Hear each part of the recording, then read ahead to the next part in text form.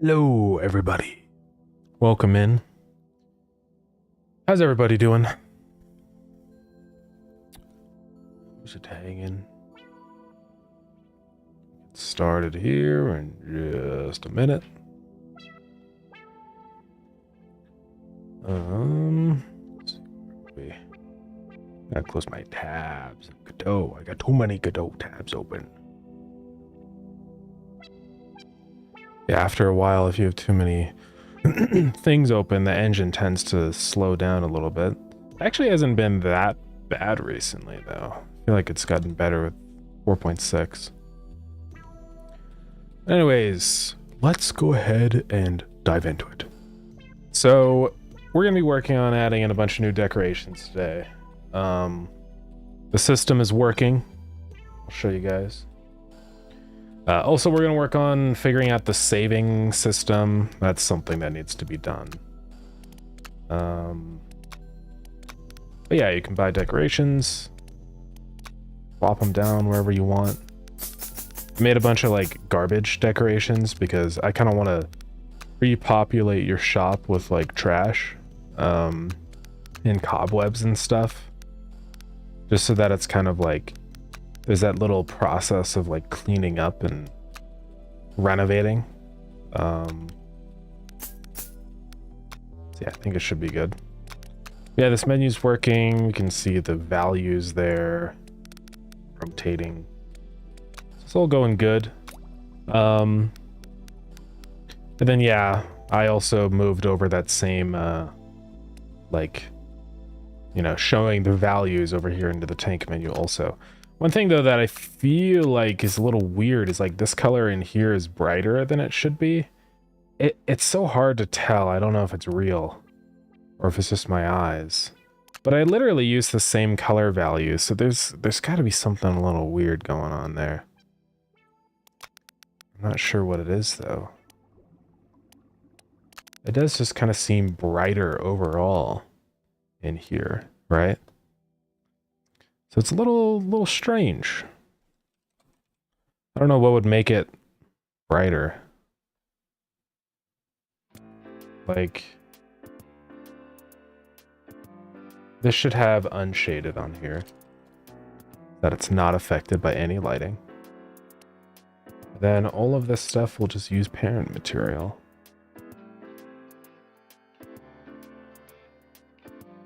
Make sure everything's open here.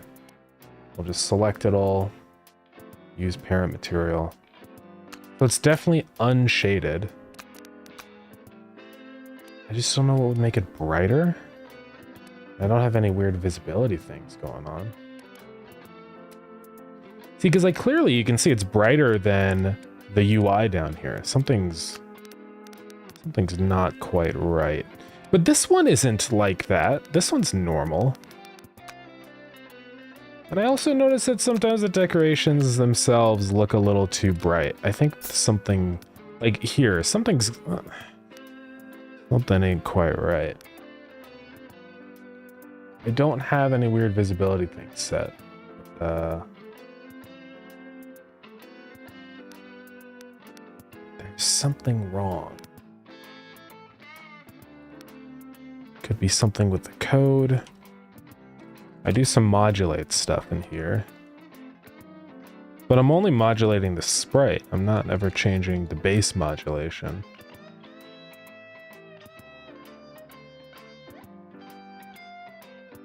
But something is up.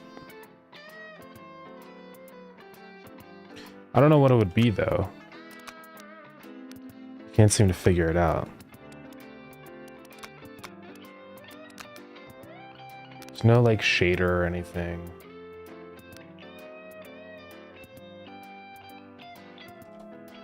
I don't think the process matters.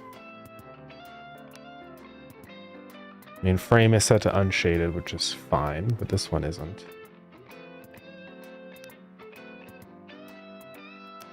Could be like a weird depth thing.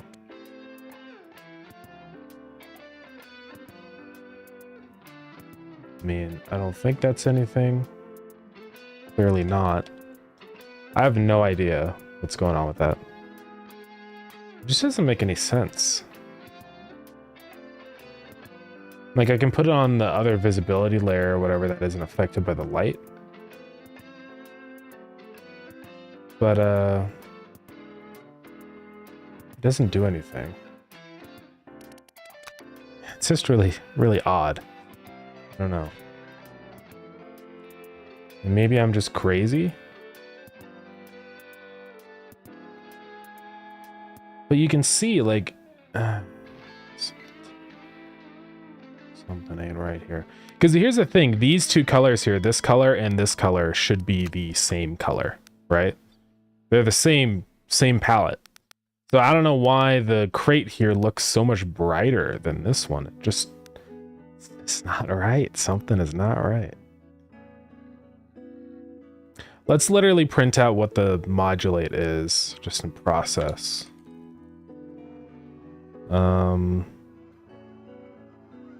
What? 1.3? Whoa, how is it turning into 1.3?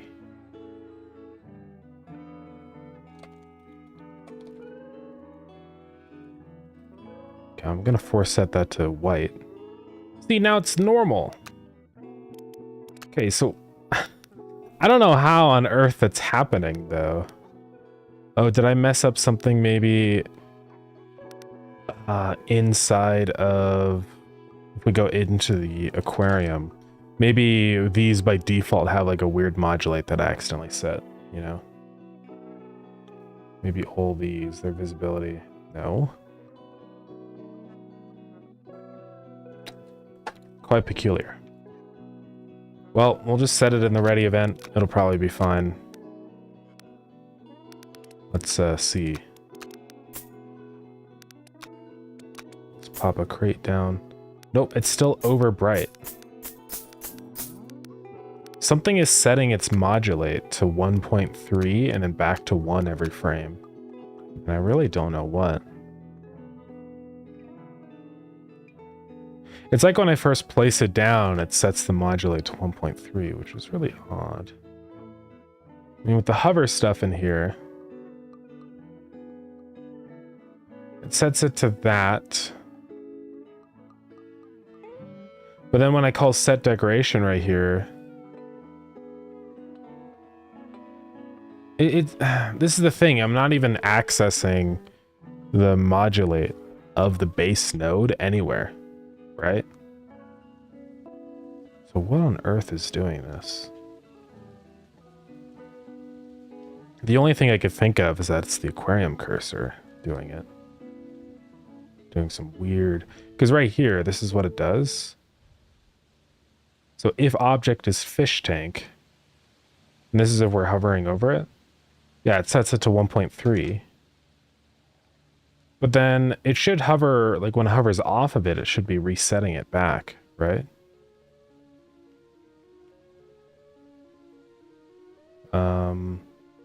In reset object. Oh. I think that's what's going on here. Explains so much. I was like changing the colors of the crates and stuff because I was just like, I didn't know what was going on. Okay, I think this is the culprit here. There we go. Normal crate. Now the menu's normal. Okay. Weird little wacky problem right there. But we're good. Yeah, it's because it doesn't make the tanks go brighter. But honestly, maybe it should. This isn't a little additional thing.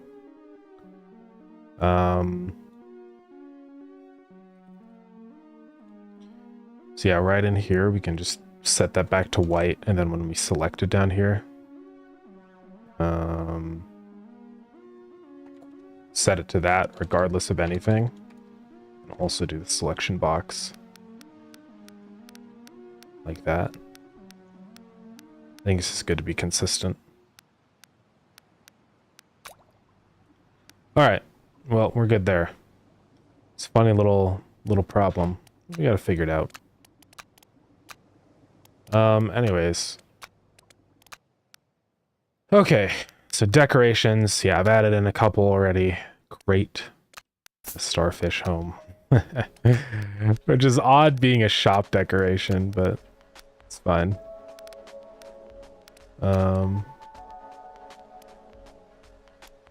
Trash. The cob. So yeah, things are looking pretty good with the decoration stuff. I also made it so you can hit delete on these to you know, delete them faster. Just so you don't have to like press the button. So let's see here. We want to save these decorations and stuff. So I gotta figure out the format I'm gonna do for this because, okay, also let's make it so these UIs are invisible because I can't see a thing. Okay. So the thing is, if I add in a new node, I have to like, I might keep track of like an ID or something on these, right? That's probably going to be like the best way to do it. Because they do all have names in them, but like, I don't want to rely on names because those are kind of unstable. And also like, I don't want to be, I mean, I could just set their IDs according to their like position, you know, in the scene tree, and that would work okay too.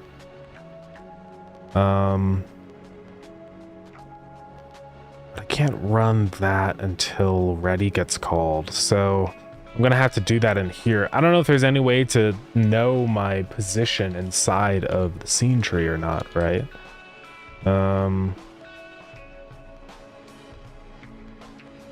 Like get index. What does this do? Okay, that's exactly what I want. So we'll probably do that. And then up here we can say our spot index, right? Is an int. And then we say spot index is equal to get index. So that should now assign all these a value, and then we can update them, right? So on ready, we'll say entry is equal to global dot, and we'll go add in a new thing, global, to save them. Yeah, hopefully this works. So what we're gonna do for this, I just want to assign each of these an ID. I could do an array, but I just like dealing with dictionary so much more. So I think we're just gonna say var aquarium decorations, the dictionary of string IDs, and more dictionaries for the entries. Right? So then we're going to say in here, entry is global dot aquarium decorations dot get spot index, and then by default, just set it back to whatever entry is up here by default. That should work there. And then in our saving stuff, it should be pretty easy. We go up into here to save game data. Now one thing though is I do have to make sure that they get like saved. We'll figure that out, but we can go ahead and do save game data, aquarium decorations equal to aquarium decorations. And I might have to have some more things that we save eventually, like aquarium attributes, kind of how we have tank settings here. Because I want to save stuff like the wallpaper and floor that we have actively selected. That's something that I want to add eventually, so. But I don't think it'd be that bad to do. Oh yeah, we gotta load the player customization again. Okay, aquarium decorations now. be equal to that. Should be good to go there. Okay. And then now for saving this, just whenever anything inside of our entry gets changed, we're going to resave it. Now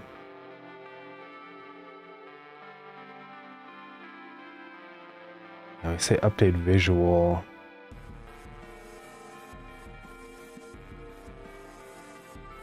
Because we do that inside of our UI on a decoration spot.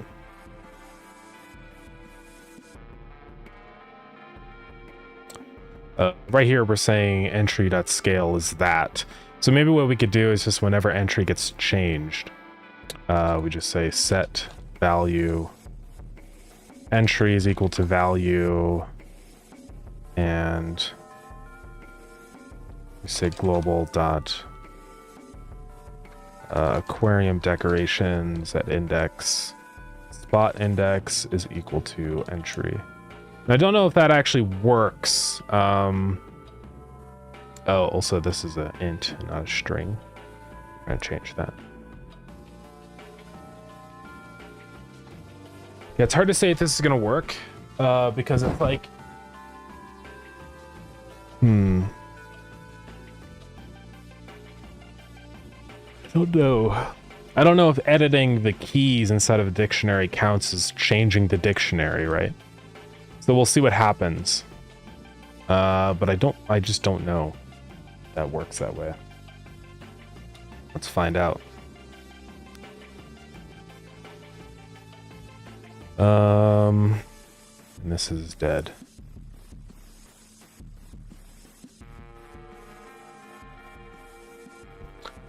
Oh, I'm trying to save I see. Yeah, something that happened here is when I save player customization, I can't save an object like this. So I'm gonna save this as a path instead.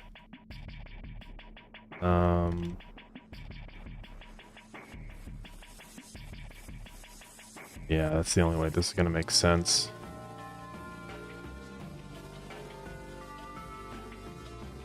And then like here for the default, yeah, that should be fine. Then now whenever I load that in, I have to say get that, then say load.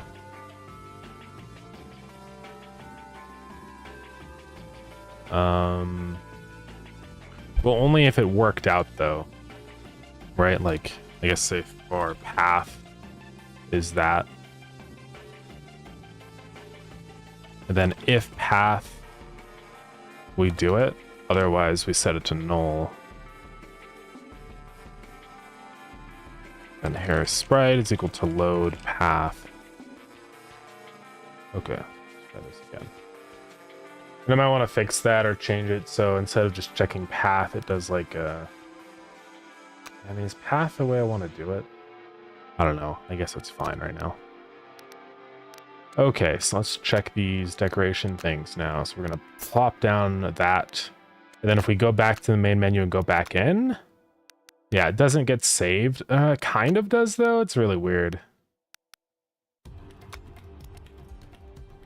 Not sure what's going on there. Let's print out in here if it happens. So if I plop down a decoration, boom. Yeah, you can see it's not doing anything when I change it, so it's not working. Also, it is really weird though. Okay, it did show saved right there. That's quite odd.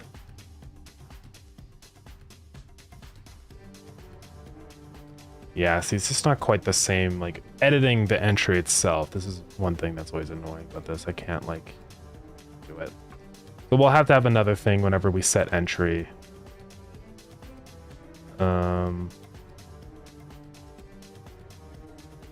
I'll just say, like, can save changes or whatever. How do I do it inside of the tank menu? I probably just have a function that saves it whenever we update anything. If I go into tank menu, That would be my guess.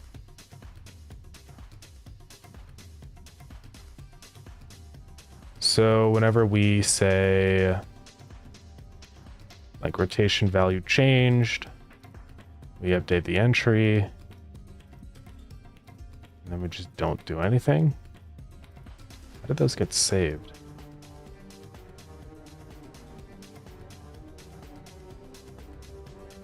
Interesting. Oh, it's probably a little different because what it does is it creates the entry initially. An entry is the same object. Okay. So this will actually make this so much easier to do. So we'll do that. Then here, we'll do this. So if has our spot index, right? Otherwise, we do the inverse and say global aquarium decorations dot set our spot index to our current entry.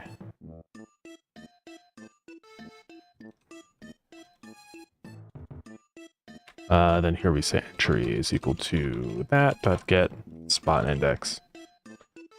Okay, so this should work because the thing is with dictionaries is that they're like they persist. So one reference to the same entry, if I update it, it'll change the values everywhere. So it means I don't actually have to do any like updating of it. All I have to do is just set it to the same entry and then it's fine. So this should work. Let's go ahead and restart the game. At least in theory.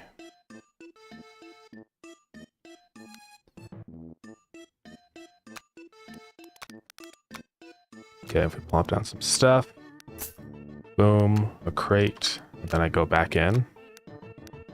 So it's really weird because it shows that it's like technically here. And it did save the scale, but for some reason it just doesn't update the visuals of it. And that's because I didn't say update visual. Probably here. Nope, probably do it. Nope, that didn't do it. Okay, let's figure this out. Excuse me. Is it because I have to call set decoration? Yeah. Okay, so we'll do that at the beginning. Set decoration to entry.id. Like that. Now let's try this again. Boom. So now we can see it persist. If I do some stuff to it, leave, and then come back, it's still here. Oh, we can also see this other one now. And then also if I travel somewhere like this and then go back. Also, I'm bald. I don't know what happened there.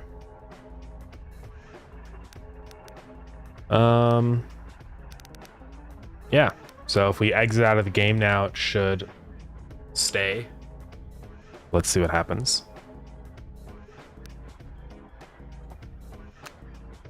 There we go. Okay, so we're good there.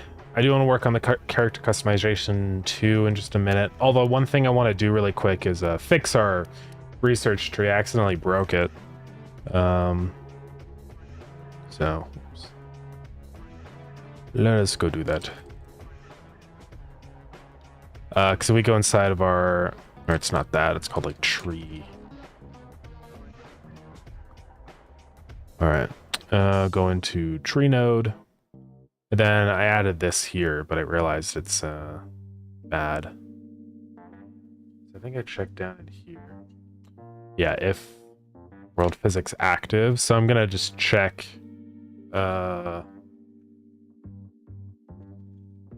And that's not active, then that happens. That should fix that really quick. And then, yeah, should be fine. Yeah, there we go. We're all good now. Okay, so I actually want to add in 2 more ascensions now for decorations. And I think what we'll do is just make it so the first one is for your shop decorations and then your tank decorations. And we'll just kind of keep going down that path. It'll be like a new ascension tree. What's this game about? Essentially, it's a idle fishing game. So you travel to a zone, catch some fish, and then you bring them back to your aquarium. Let me just catch this guy really quick. So I caught that fish. Boom, I have a carp. Go back to my aquarium. I can put a carp into one of my tanks. Let me clean this. And then my customers will make me passive income. I'll move that in there, and boom. So now these guys are just generating me money. There's a bunch of different upgrades you can get and stuff. There's research, ascension, all these different things. Right now we're working on the shop decoration stuff. I'm just kind of getting it all working and saving. But now you can go through and place down these decorations and stuff around too. So yeah, it's going good. I am going to make this collision on layer 1. And that should stop these NPCs from walking into your decorations, I think. Let's give it a try and see what happens here. Yeah, we're going to be working on character customization here in just a second. Okay, they do kind of get a little stuck. Which is interesting. I don't know why they're... Oh, it's probably because their shape or whatever is too big, so it's just instantly colliding with it. So I had to make sure that I don't spawn them in a place that they can't be positioned. It's kind of important. It's not character, but if we go to customer, they have this ray cast that they use for checking where they can walk. I'll shrink it down just a little bit. And let's see, yeah, it's centered around 0. So we should be okay there. Let's give this another look. Yeah, we just need to fix where they spawn in. Then it should be okay.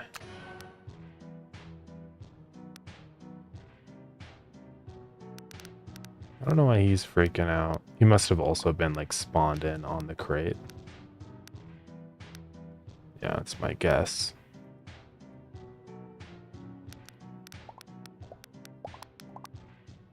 Yeah, I mean, I don't really want these guys to walk into the decorations, so... I mean, one thing that we do have the option of is just pre-caching those positions instead of worrying about it. Because we can go into the aquarium now, and on our navigation region, just rebake it. And then add these new spots to our group. So let's go into decoration spot again. Just to kind of control where these guys walk around.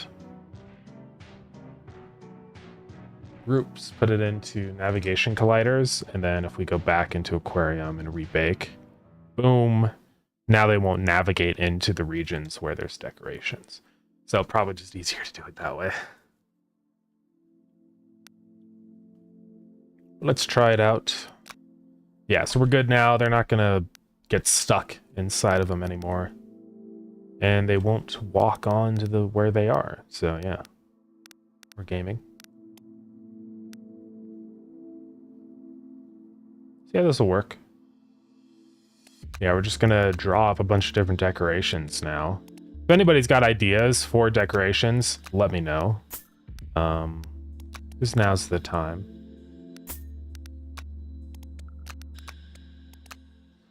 Yeah, I think just some generally nice decorations. We could do some plants, stuff like that. Trying to think what else we want to do. Plants. We could do, I don't know. A whole load of different things.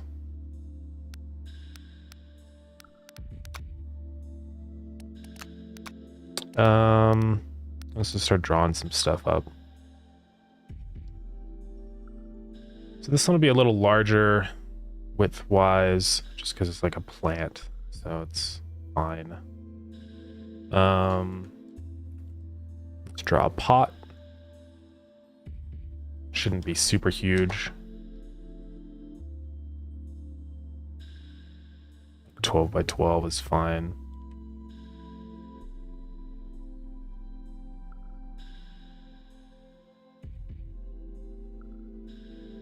We could do a couple different plants, probably. Oops. That's too big of a pot. Shrink it down a little bit. I don't want to make the decorations too small, because then I think it'll kind of like, I don't know, make the shop look a little barren. But we'll mess around and see what looks good. So we'll do like a fern, probably.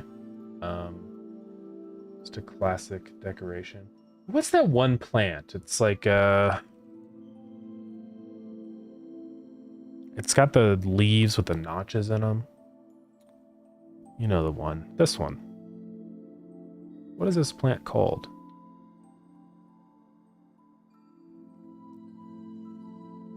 Or like any of these, really.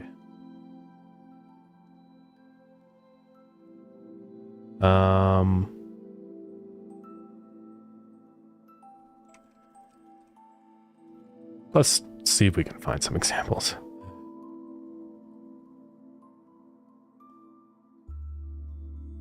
House plants. Monstera. Okay, there we go. So this is Monstera. There's some crazy ones. Yeah, I think one of these guys would be good. A relatively large plant. So I'm gonna make this a little taller. I don't want it to be like too enormous tall, but scary. I know. Quite frightening. Just draw some stems in here. Looks like their stems are pretty like crazy. Like there's multiple shoots that come out. So let's just draw that in here. I think that should be fine right there. Let's smooth them out.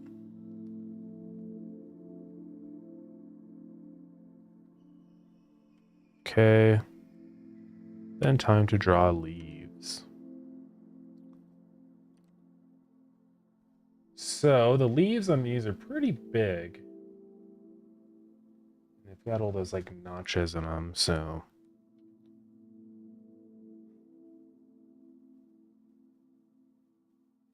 And they have like that heart shape kind of like that. So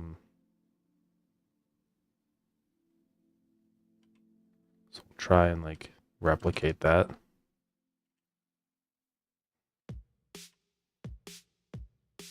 Yeah, you just gotta draw a bunch of leaves. And we'll change the color on these, obviously. This is just temporary.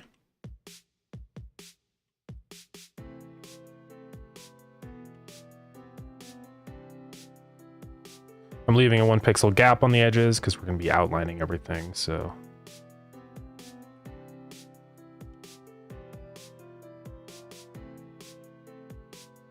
They're usually drooping down, so I don't want any of these to be too like, yeah, this should be fine.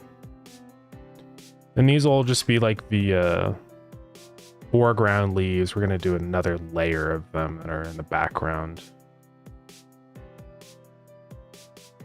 We'll do that here. And these won't really have much detail to them. They're just going to be kind of green blobs.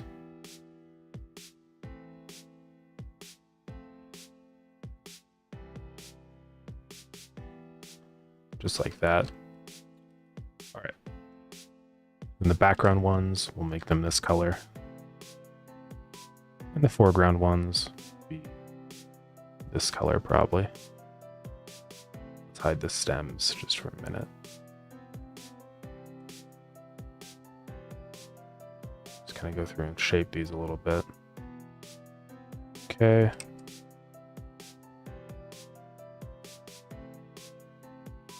All right, so they have a kind of one of these down the center, you know.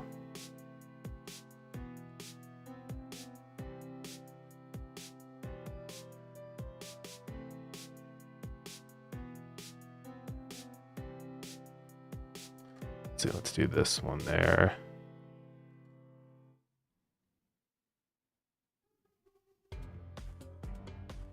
Okay. And they've all got the notches.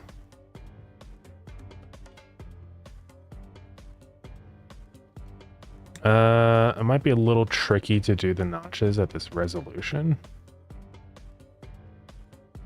We might ignore the notches for now. Maybe we kind of do that with shading instead of like a hard cut into the shape of it. So, oops, yeah, let's make the other layers visible. And just for now, I'm gonna make all these super dark. I'm gonna change that.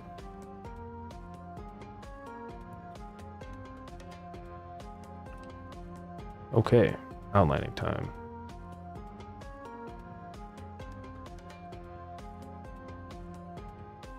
Oops. All right, it's on a different layer.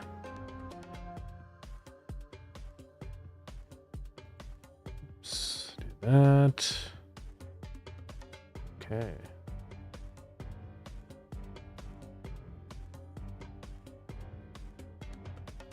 And we'll recolor the outlines. Yeah, I just want to have a bunch of different plant variations people can put down. We'll probably do like the snake plant or whatever those ones are called too.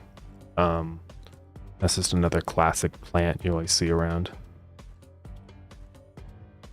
So we're gonna do a little bit of this, and then for those areas that are brighter, I'll go through and brighten them up. One of these.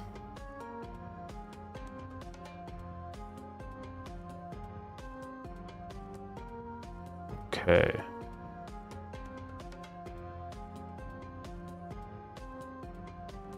So we're almost there. Might do a little bit of anti-aliasing around here. Maybe like that color would be okay. Just kind of give these leaves a little bit more shape.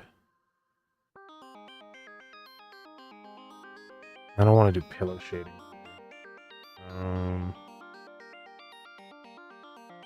Might possibly make them all that color and then go through and highlight kind of like this.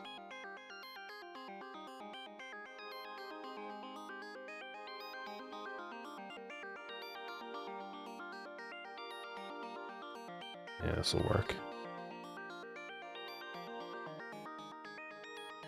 And I might go through and do some shadow colors too.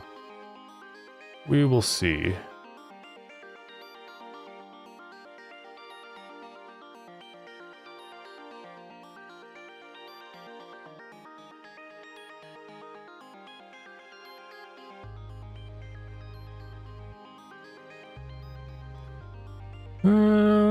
We could maybe. The problem is with our palette, like the darker colors would be way too dark. So I did like gray, but it doesn't really fit the vibe. So I think we're probably fine there.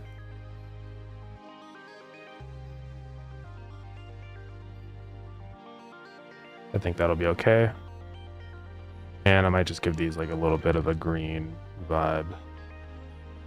Just so it's clear that they're actually like stems. Maybe I'll do all of them. What that look like. Okay. Oops, I did those layers. Like that. I think that's fine. Alright. Let's put dirt in the pot. Hide all these other layers. And for the color on this pot, maybe we do go with red.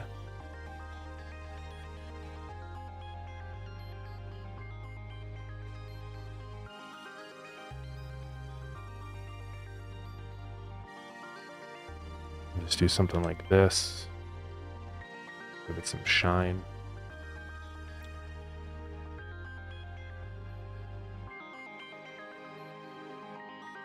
Okay. Give the soil some stuff going on in here.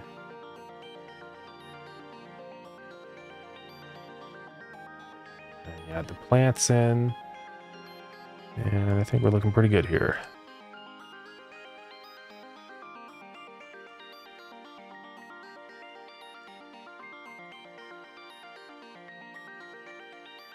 Okay.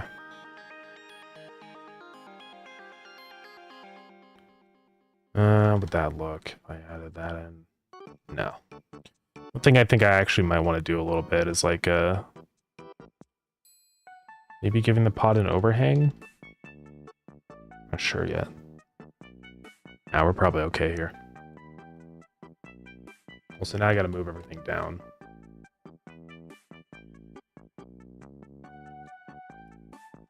Oops. Alright, let's see what this looks like in game. So we'll just call this plant Monstera. Save the sprite. Let's go into here. Decorations table. And add it down in here. Now this one will have to have a pretty big offset. So if the sprite is, let's see, it's 38 tall. Okay. So half of that is going to be, what would half? Let me just calculate it out. 19 pixels. So the starting point will be right here. So we want to offset this about like almost 16 pixels, maybe 14. So we want to say minus 14 on this. Oops, not that one. On or no, it will be this one, yeah. And call this. This is Monster with one R. Yeah.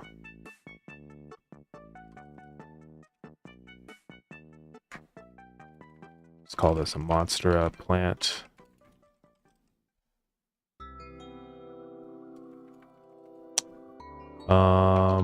Boo. Cost 50 bones.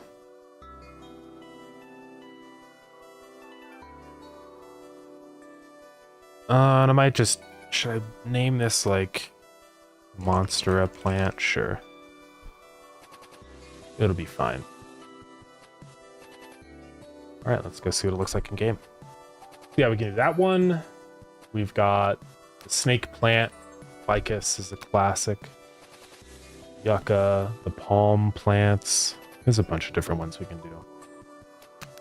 Might as well just use real plants. I mean, there's no reason not to, right? Yeah, those look pretty nice. Definitely stuff like that, like plants, and those are going to be the kind of decorations I think that will look the best. So yeah. It is a little peculiar how it is positioned in the square.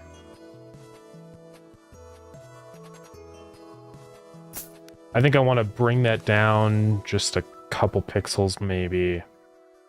Bring it down 2 more. See what that looks like. You know, what's some other plants we could do? Let's do a snake plant. Why not? So I think the snake plant will be about the same height as this one. Okay. I might even make this plant just a little bit larger, actually. Just so it kind of fills out its space slightly more. I mean, of course people can go in here and scale the plant if they want and like modify. But yeah, I think just a little bit larger would be good. So let's do that. It is unfortunate. I'm gonna have to go through and fix everything, but yes, I think we want to go maybe even up to 32. Something like that.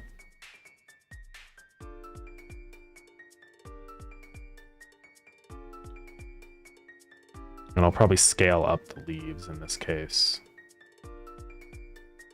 It's going to be a little bit of a mess, but we'll clean it up.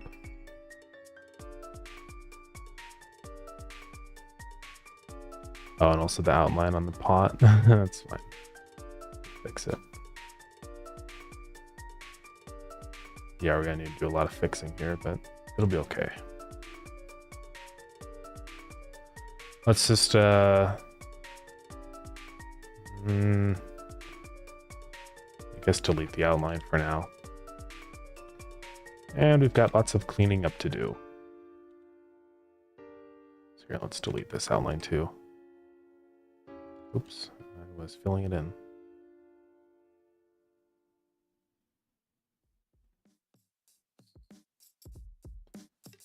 Okay. Let's just go through and clean all these up.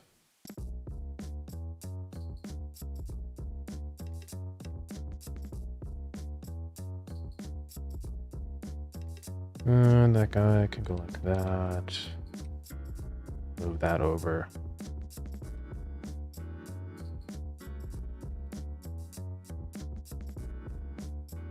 Should be sort of anti-aliased a little bit. Okay. It's okay, I guess.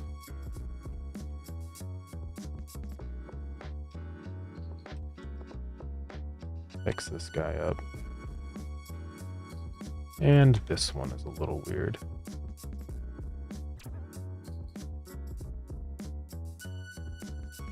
Okay. So now we gotta extend these branches down here. I don't care about them being accurate.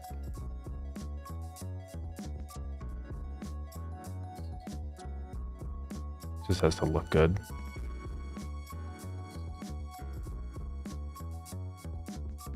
All right, that should be good. I'm just gonna save it really quick just to get a vibe for the scale. That leaves us there. I think that should work. Could go even a little larger. It's hard to say with these, you know.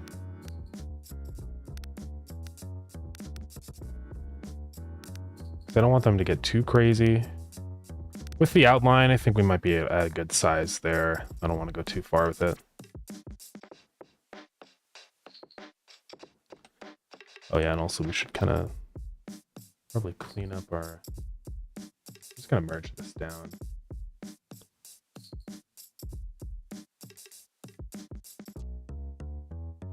Fill all this in. Bro, oh right.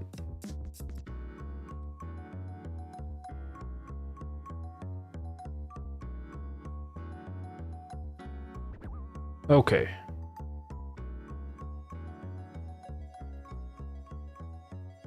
Maybe one day I'll go back and redo the sprite a little bit, but it's fine right now. Got a lot of other things I want to get done, like the character customization, so...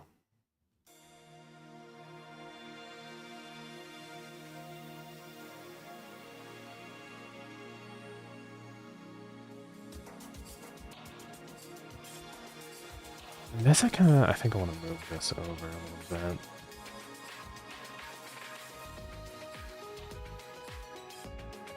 Actually, I don't really want this there, but I will do another background leaf right there.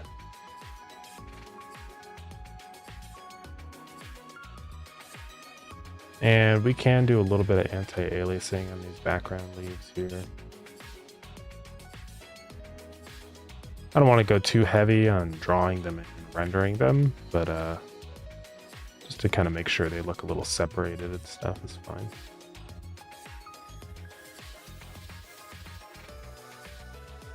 Okay. Let's get to work on the outline. Do that. Get all the bright spots right in there.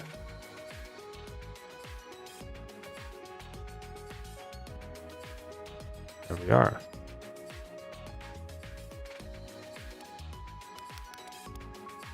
Okay, I think that'll work.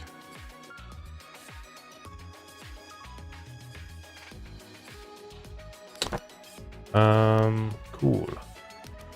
Might give the pot just a little bit of a darker outline, just to kind of emphasize more that it's like a solid object.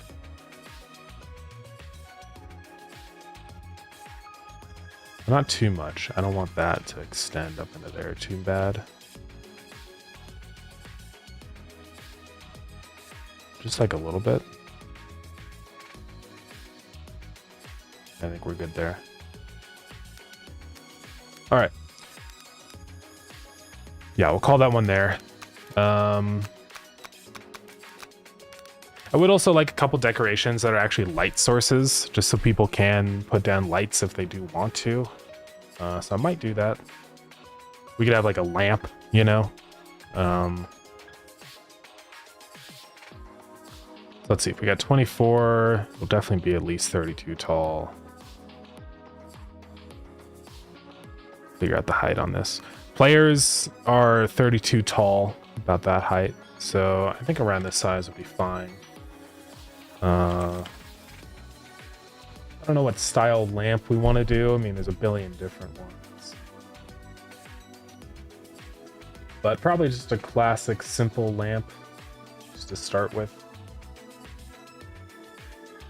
We can go more exotic with like the ideas that we do for decorations eventually, but at least for these first couple like starting ones, I think I just want to go relatively simple.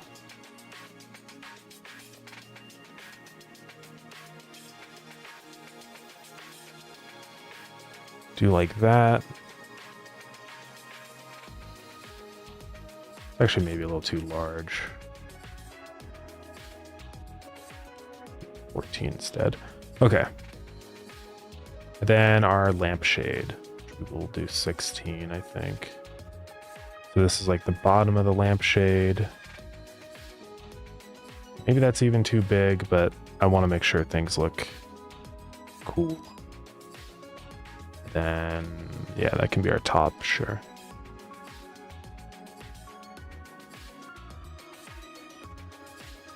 I don't know where I want to extend it. I think like that would be fine, and then shift this down.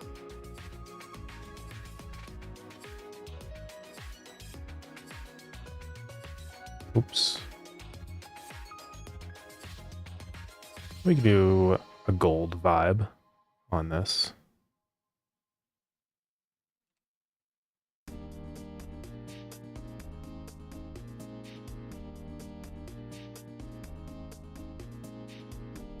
Let's see.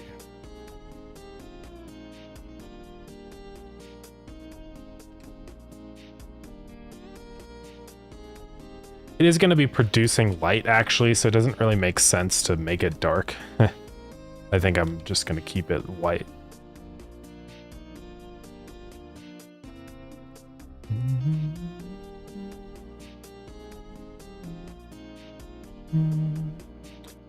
All right.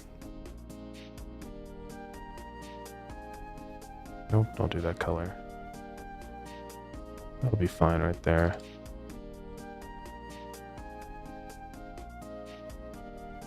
Too much anti-aliasing.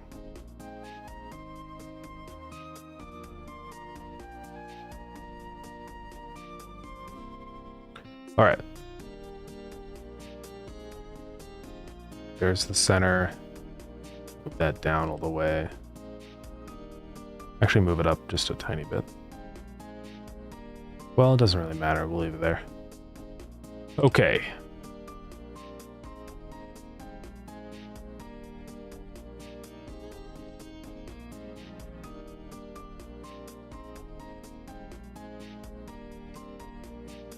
Something like that. I might give this like a shine mark.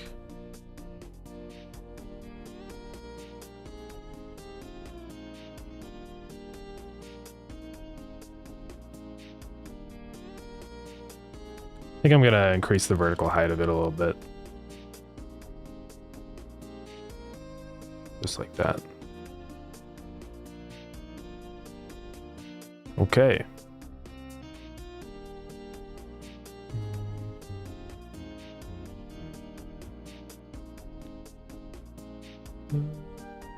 Let's see, do some shadow.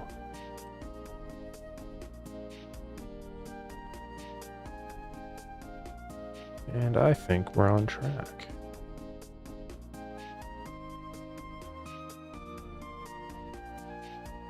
All right, there's our lamp. And yeah, it's purposely going to be bright like that. I might possibly add in some more code so that we could like turn off light fixtures if we want, as just a decoration option. I don't know if I will 100% yet, but it's a possibility. I'll have to think about it. Snooze the ad. I might give this like a little bit of a raised up center point or something. So kind of imply that this is like a rounded curved shape.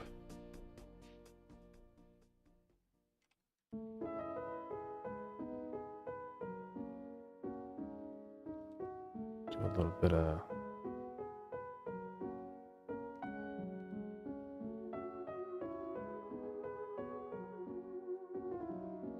too crazy with it. If that is a rounded curved shape, that should go up. It should also have like a base like that. Yeah, that'll work. Okay. Lamp.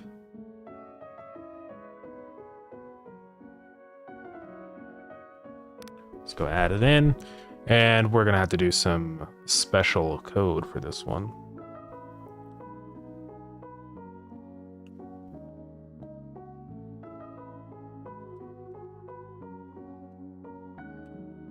Decoration lamp.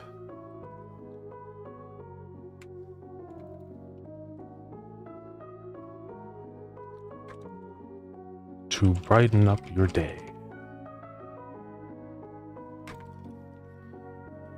All right, so now we got to figure out our offset values. So the height of this is 42 divided by 2 is 21. Then if I want the center point to be like right around there, we'd go 16. But I'll go on the side of like 14. And then we have to figure out like some other things in here now that I want to do. So like we could say brightness, right?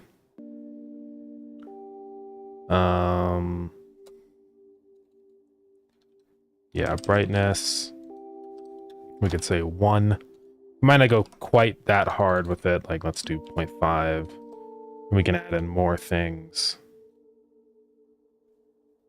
And I might actually just call this lighting and then have it as like a sub-dictionary. So we have like the brightness, the radius, and that'll be in terms of pixels. We'll do like 128 to start. And then like color, it can be color.white for now. Or maybe we go a little like, yeah, Navajo white. And then also position. Oops.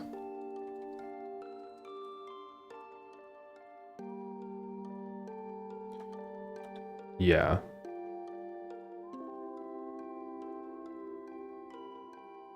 That'll work. So now we can go put all that info in there. Now in our decorations, what we'll do is give this another thing in here. Give it a point light 2D node. I do need a sprite for... Oh, I already have it. Okay, we're fine.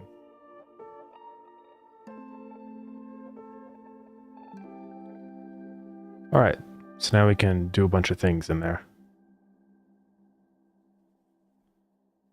Enabled. So by default, we will say, let's go into set decoration. Oh yeah, but just by default, we'll do this. We set it anyways at the beginning, so we're fine.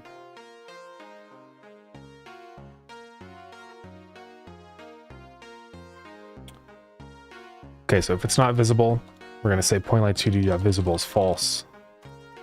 Otherwise, we say of our lighting info is decoration data dot get lighting.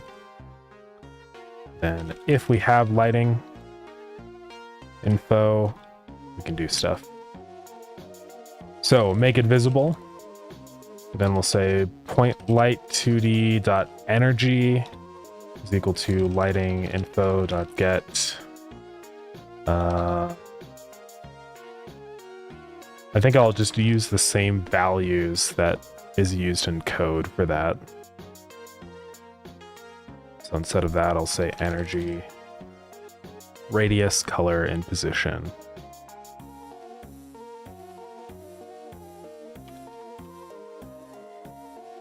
I believe this has like a radius. We'll figure out the radius. I had to do some calculations on the size here because it's 512. So we could say like if our radius is 128, we divide 128 by 512. So we say texture scale is equal to that dot radius, and let's say the default is 64 or something. So we say that divided by 512. Okay. Color is equal to the color over here. By default, that'll be color.white. Then lastly, position. Default will be vector 2.0. All right. So hopefully that should all work out. So yeah, I'll have to figure out where the position's going to be on that now. But it should actually be kind of easy because I know that I know where the center point of this is going to be. So I can just like push it up and I'm like, okay, 21 pixels up. So I just go into my decorations table. And I want to set this to vector 2. 0 minus 21. Let's go see if this works. Hopefully it does. Just a simple lamp to get us started on lighting stuff. Oh my goodness. Alright, so we gotta change that. Not only do we set visible false on that, we also want to say dot enabled as false. And then over here we set enabled to true.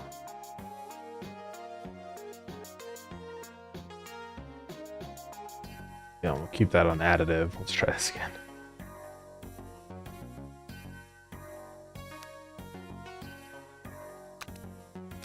Why is it doing that? Oh, I only want to enable it if we have valid lighting info, duh. I would do it. One more try.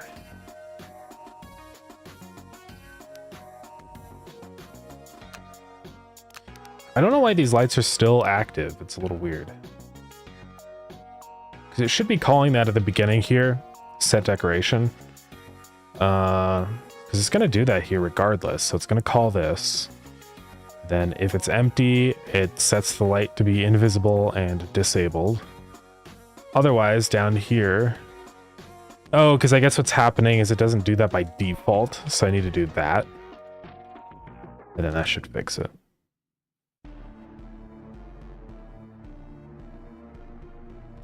Should be okay.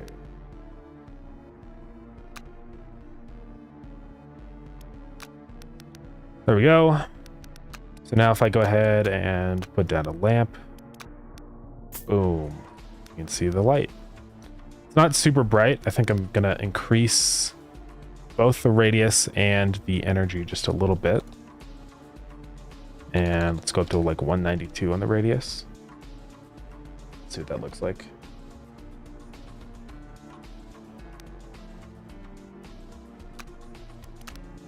That's pretty good right there. Yeah, that'll work. So yeah, now you can put down light sources. Pretty cool. So if there's like a part of your aquarium that's too dark, you can just pop down a lamp. You can scale it if you want, but you know, no reason to do that really. Flipping this one doesn't really do much. Yeah, works pretty well. Cool. Just helps brighten things up a little bit. Yeah, things are coming along for sure. I would like some way to do larger decorations, but I just don't know how that would work, I guess. Because right now all the decoration slots are small, right? And we've got this like larger area in the center. So we could potentially have a couple decoration slots that are like a large type, right? And only specific ones can be put in those positions. Maybe something like that. Imagine we'll have more slots for large decorations eventually, so that could kind of work.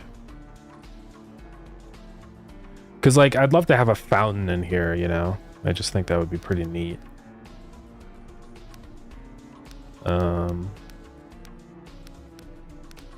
But otherwise, I think the small slots work okay. I mean, of course, it's not perfect in every way, but I think it's fine for the most part. What if I should put a decoration over here? I would kind of cover up the pathway a little bit, though. Yeah.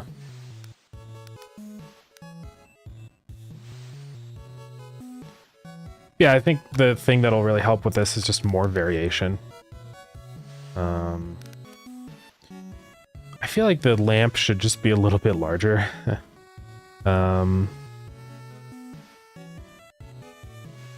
Just feels a little small compared to the people. I hate to ruin my pixel art and stretch it like this, but it's okay.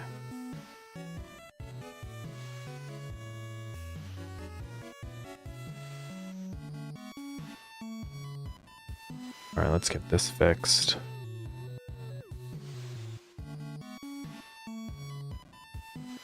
Let's start with that.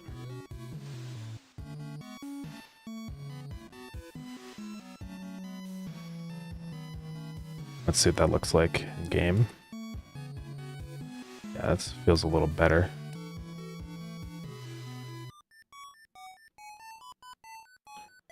Okay, let's fix these slopes. Fix some of the anti-aliasing stuff.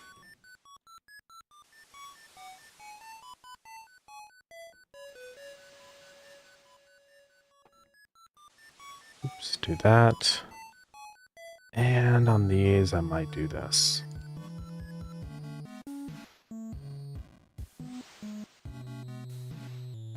Yeah, I think that's better. Might even like do that. It just always looks weird when I do that, so I think it's fine. Might even do like a little bright spot in here. Kind of implied that there's like a light in there. I think I'll do that actually. There we go. Just a little bit better, I think. Okay.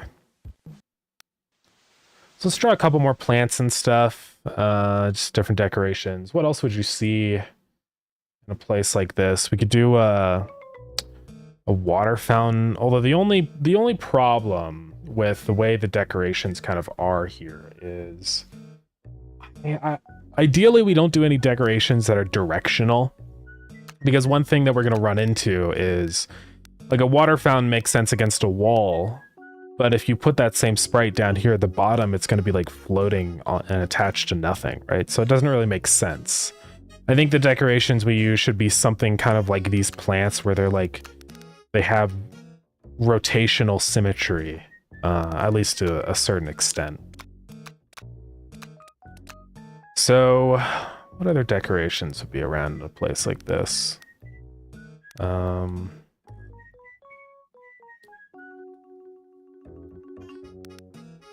Could do like a shelf or something, you know? Or just a little table with like magazines on it or something.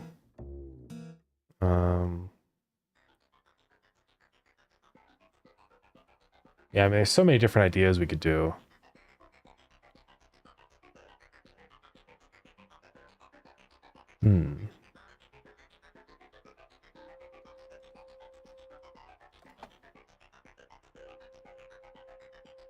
Oh. We'll definitely do a couple more plants for sure. Kind of copy this as a reference. Literally, we can just use the same pot. And just kind of grab these colors.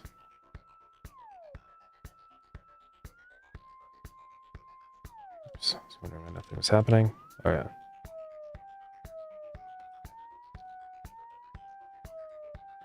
And just kind of use this as our base pot for all the plants. Yeah, I think that would work. All right, so we've got the snake plant.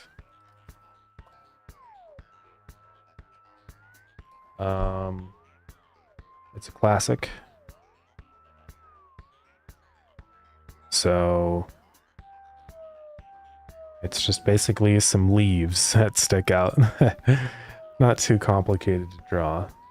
They do kind of have like, there's like an outer bright layer to them, right? So we got to kind of do that. Let's just draw some leaves.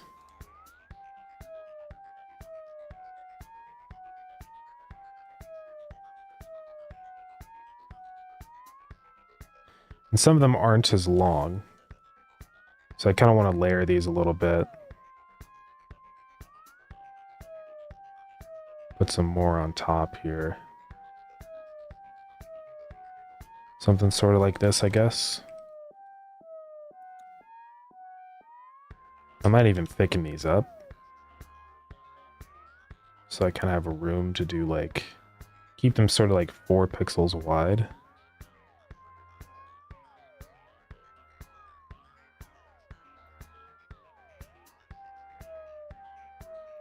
Some of them will be a little more snaky, believe it or not. So I feel like there should be like one just sticking out on the edge here.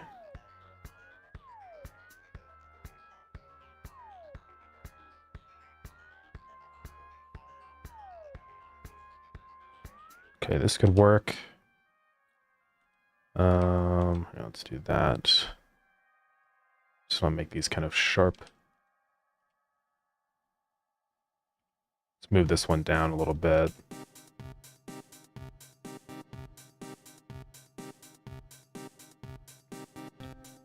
This one could go out just a tiny bit.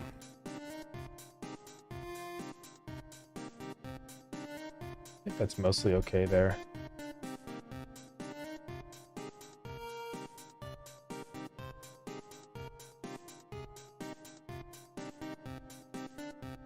And they do kind of thin out at the bottoms. We'll see what this looks like. I don't know if it's gonna be perfect, but I'm trying to think how I want to do this. This one clearly is like in the background, so it'll be darker. Same with like this one. This one's definitely a front guy. So we'll make him the brightest. I think this guy in here could actually go out toward this direction. Like that. This one can also be a bright one.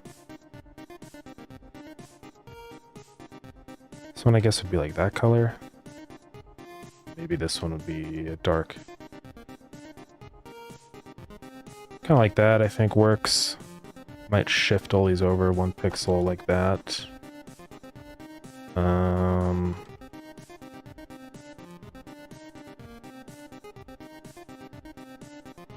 Okay. Then we can kind of thin them out as they get to the bottom.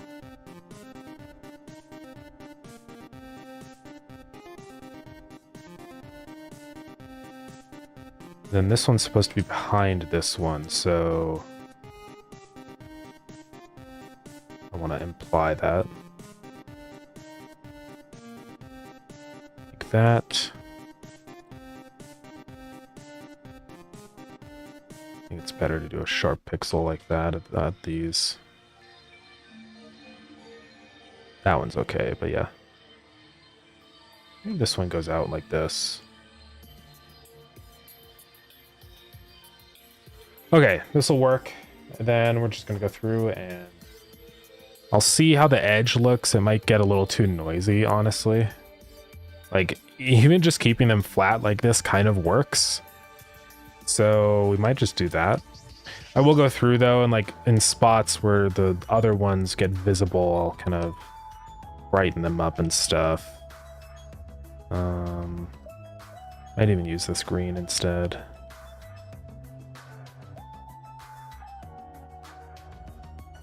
Then in some spots, like down in here, I'll actually purposely darken them, I think.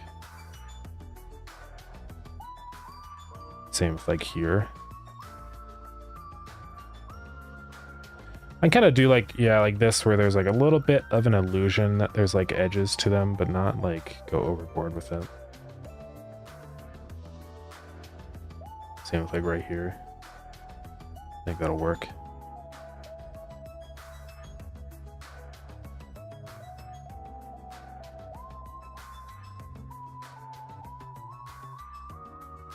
I think we're good right there. I'll change the color of the pot and just the vibe. Oops.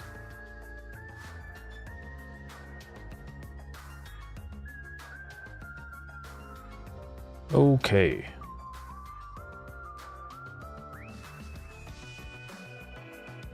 Let's go through and change the outline colors.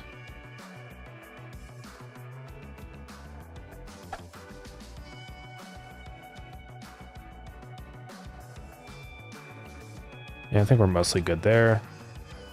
Might even do like a little bit of shading on some of these.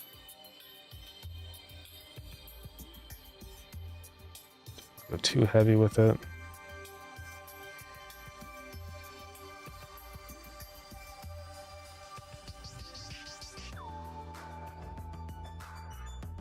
Kind of do some like inverse lighting stuff. All right. Let's take a look at this pot. So I think I'm going to expand this.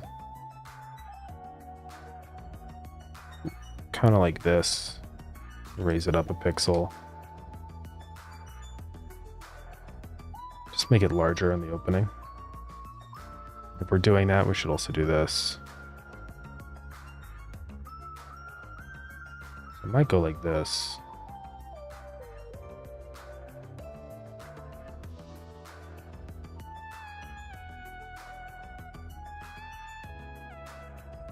Okay. Well, it's a little... I guess it'll be fine. Oops.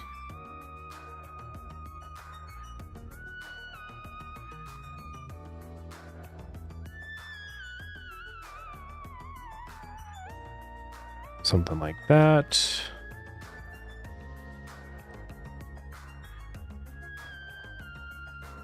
Now let's change the color. Instead of red, we'll do, could just do more of a brown tone on this one.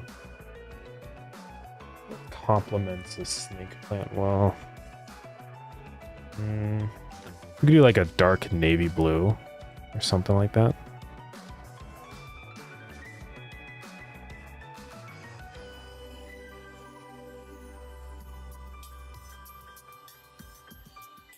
Perhaps. We'll see.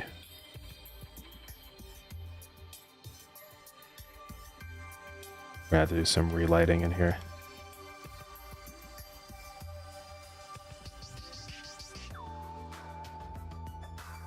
Do kind of a cyan green, I think.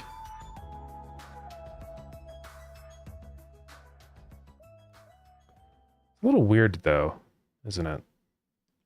Maybe on this one we go like white. Or kind of like a creamy color. Possibly.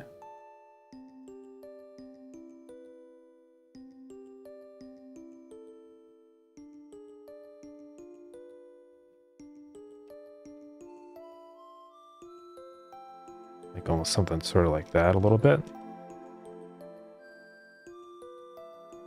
I think that could work. Then these plants need to be, or just move that down, yeah. And no need to make this sprite so tall. We'll do a 36. All right. And this is a snake plant.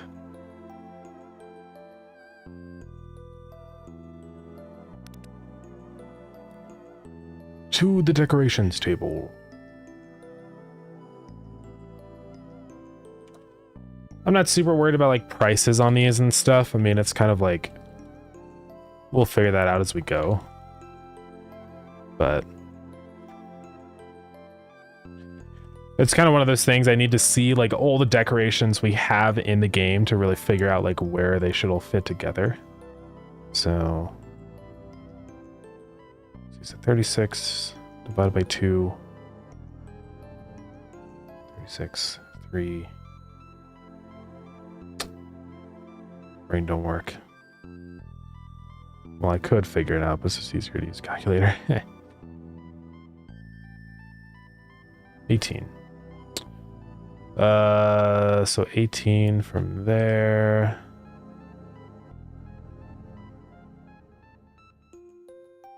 Do minus 14 on this. Did a lot less on the monster plant. I wonder why. Maybe I'll actually keep it at minus 12. We'll see. Seems like too much.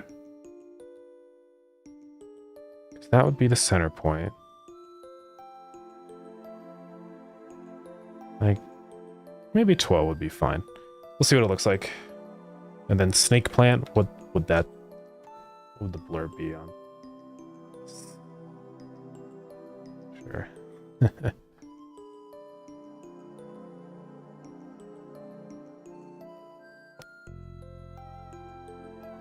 We will try that. Okay, let's delete a few things. Go plop them down. There we go. New plant has dropped. I do kind of want to keep these pots in relatively the same position, just so it looks good. So I need to drop his position down a little bit. So I'm going to decrease this to maybe minus 10 instead. I want to actually sort of take up the space that it's in, so you know.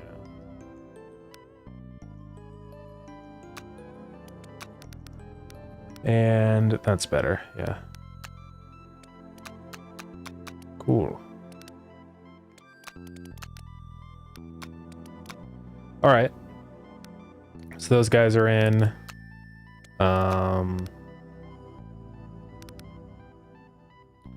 What else do we want to add? I could see doing like a chair. Although the problem with a chair, again, is that it's directional. So we could instead do like a stool or a bench or something, right? Like just a little flat bench, I think would be fine. 26 by 26. Or even go up to 28. We'll see. This one will take like 2 seconds to draw. Rectangle. That should be tall enough, I think.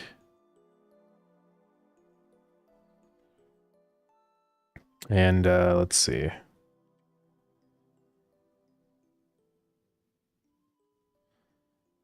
How tall is a player?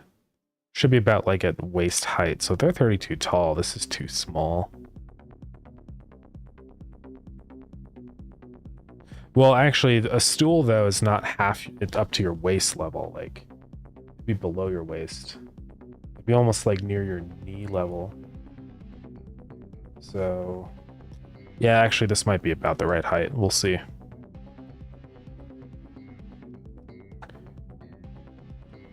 And expand it to 28 wide.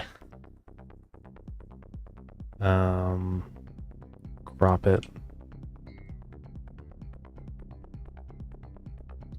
I might just thicken it up just because it looks cool. Might do thick legs.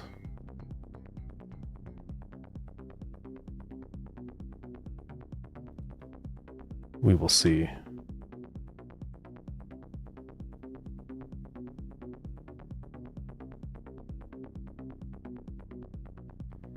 Stool. I'll call it bench.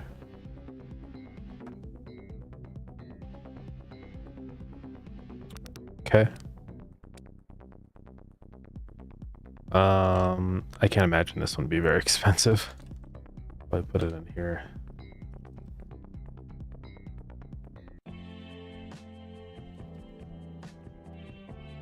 Bench. It would be neat if eventually these different decorations actually like did stuff, right? Because obviously right now they don't really do anything, but it'd be neat if they each had like an assigned productivity value or something, or you get like a bonus for variety. That's something that we could definitely do, maybe. Look at that bench. Yeah, you could like line up a bunch if you wanted to, like that. Have some benches in the middle. Yeah, things are coming along. It'd also be cool if the NPCs interacted with decorations you put down, like maybe with the bench they actually like sit down and stuff like that. Be kind of neat.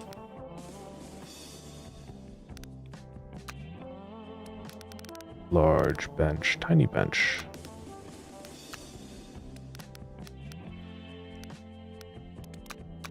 Flipping it literally does nothing because it's symmetrical.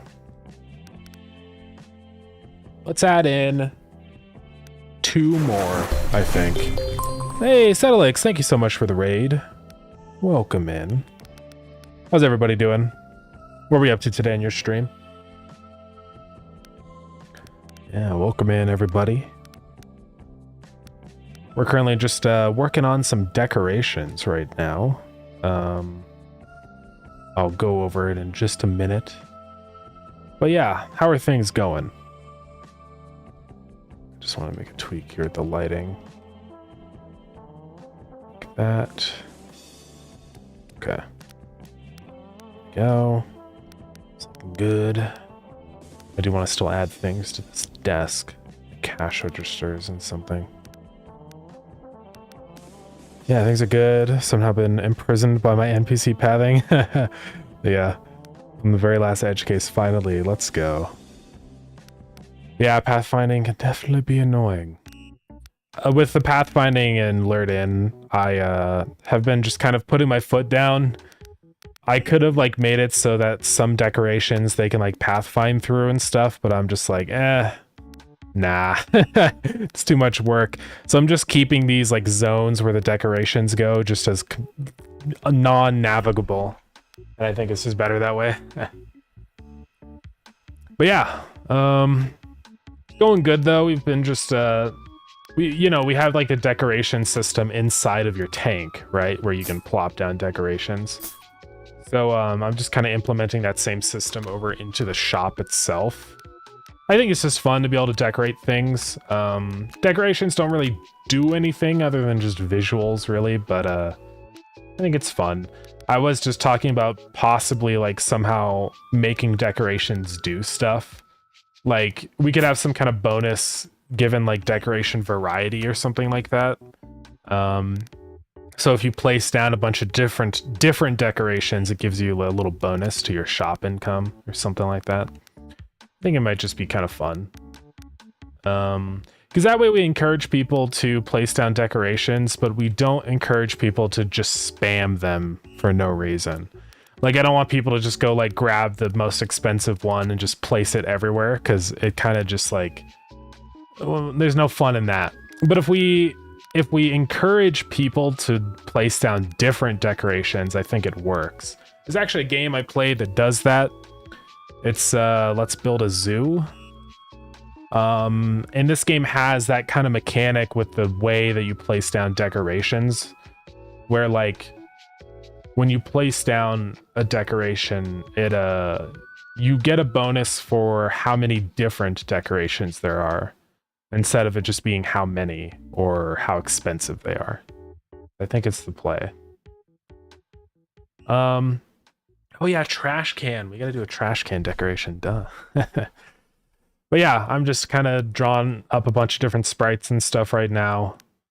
We've got some plants, a lamp. I got it set up so we can do like, yeah, light emitting decorations like this. And I think it's nice to light up places if you want.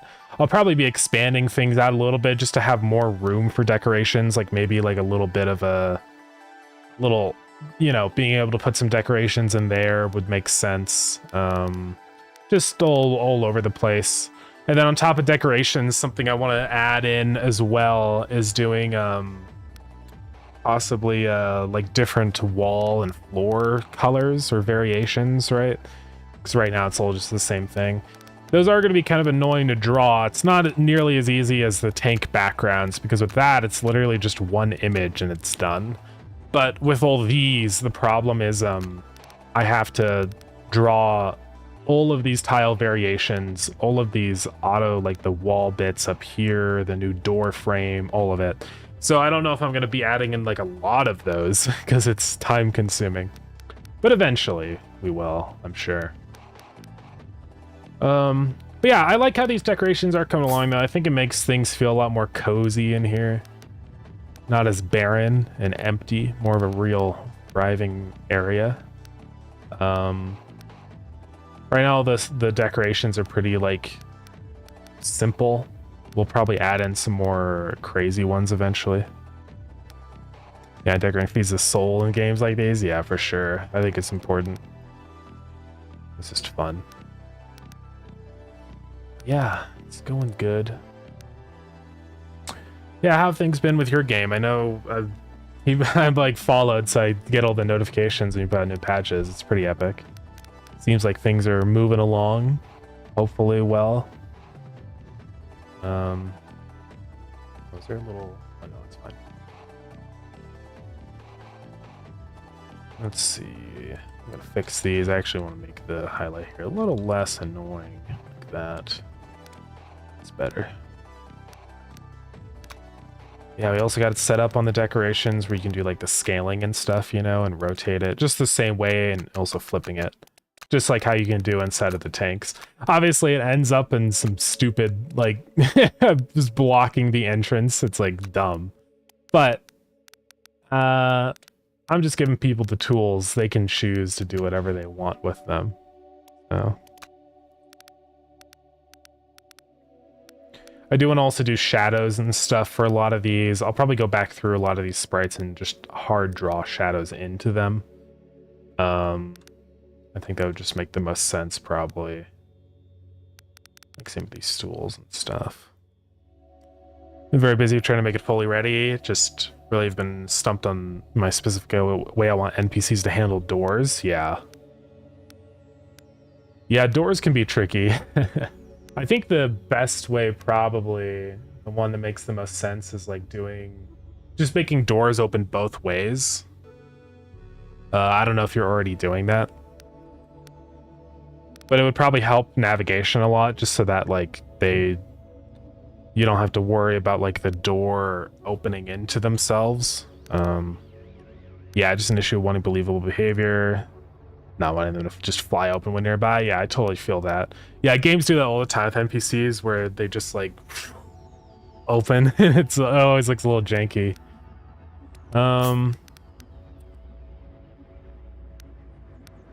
Oh, you actually don't because they hit themselves too? Yeah. Yeah, I think there's probably some cases like that where it's definitely worth it to sacrifice a little bit of realism just to make things, like, mechanics-wise work better. I imagine, like, double opening sides would probably be good. Goals use IK and fix their position, so it'll look right in the end, but the pathing must work, yeah. Yeah, Yeah, it's always tricky. There's a lot of things that go into that. Yeah, imagine that stuff would be really hard. Like, of course I've done pathfinding, but not like that level of pathfinding, like doing like complex interactions with their environment and opening things, and yeah. Utils just make them hold the doors for others. Nice, that's cool. Yeah, I am really excited to try it out, but I will wait until you think it's at a good spot, because I don't want to do it too early if it's not ready. But yeah. I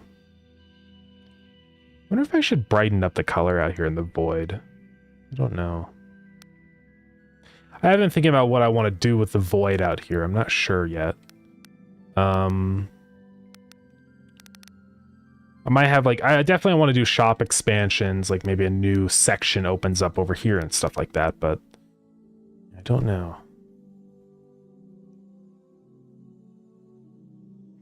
Yeah, I appreciate that. Yeah. Can handle embarrassing myself with it live, but someone else playing somehow worse. No, I totally know what you mean. It is very nerve-wracking when people play your game. Like, oh man. Watching people on YouTube and stuff play Starground is always like, ooh, especially when it's like a really big YouTuber too, because with that it's like, if anything goes wrong, it sucks. Like Z1 Gaming did a video, and he's a pretty big YouTuber, so it's kind of scary. If I sort by like like popularity, and Dangerously Funny did a video, so it was like, uh-oh. Yeah. Did he edit the sprite of the guy? It looks like he did. But seems like most of the videos went okay. I think with well, the Wander bots, those 4 playing the game, I can't remember if there was issues that happened with multiplayer. I think there might have been, which really sucks. That's the one thing about Starground that sucks the most when people make videos on it, is like, it's really hard to make multiplayer stable. There's always some weird little problem that happens that I can't ever anticipate, and it's like, oh man. But seems like it usually works out okay. But yeah, I don't really see very many videos anymore on Starground. Yeah, that's one thing that's always difficult with making a game, like, not just the development part of it, but like trying to keep like the momentum of the popularity of something like that is really hard. I've definitely seen just in recent, months, sales and stuff are super low. It is what it is. I mean, of course I expect it, but like, yeah, it's brutal though. It's kind of like very hard to stay motivated working on something that day by day is just becoming less relevant, I guess. Yeah, it's tricky. That's one of the reasons it's been kind of nice working on Lured In.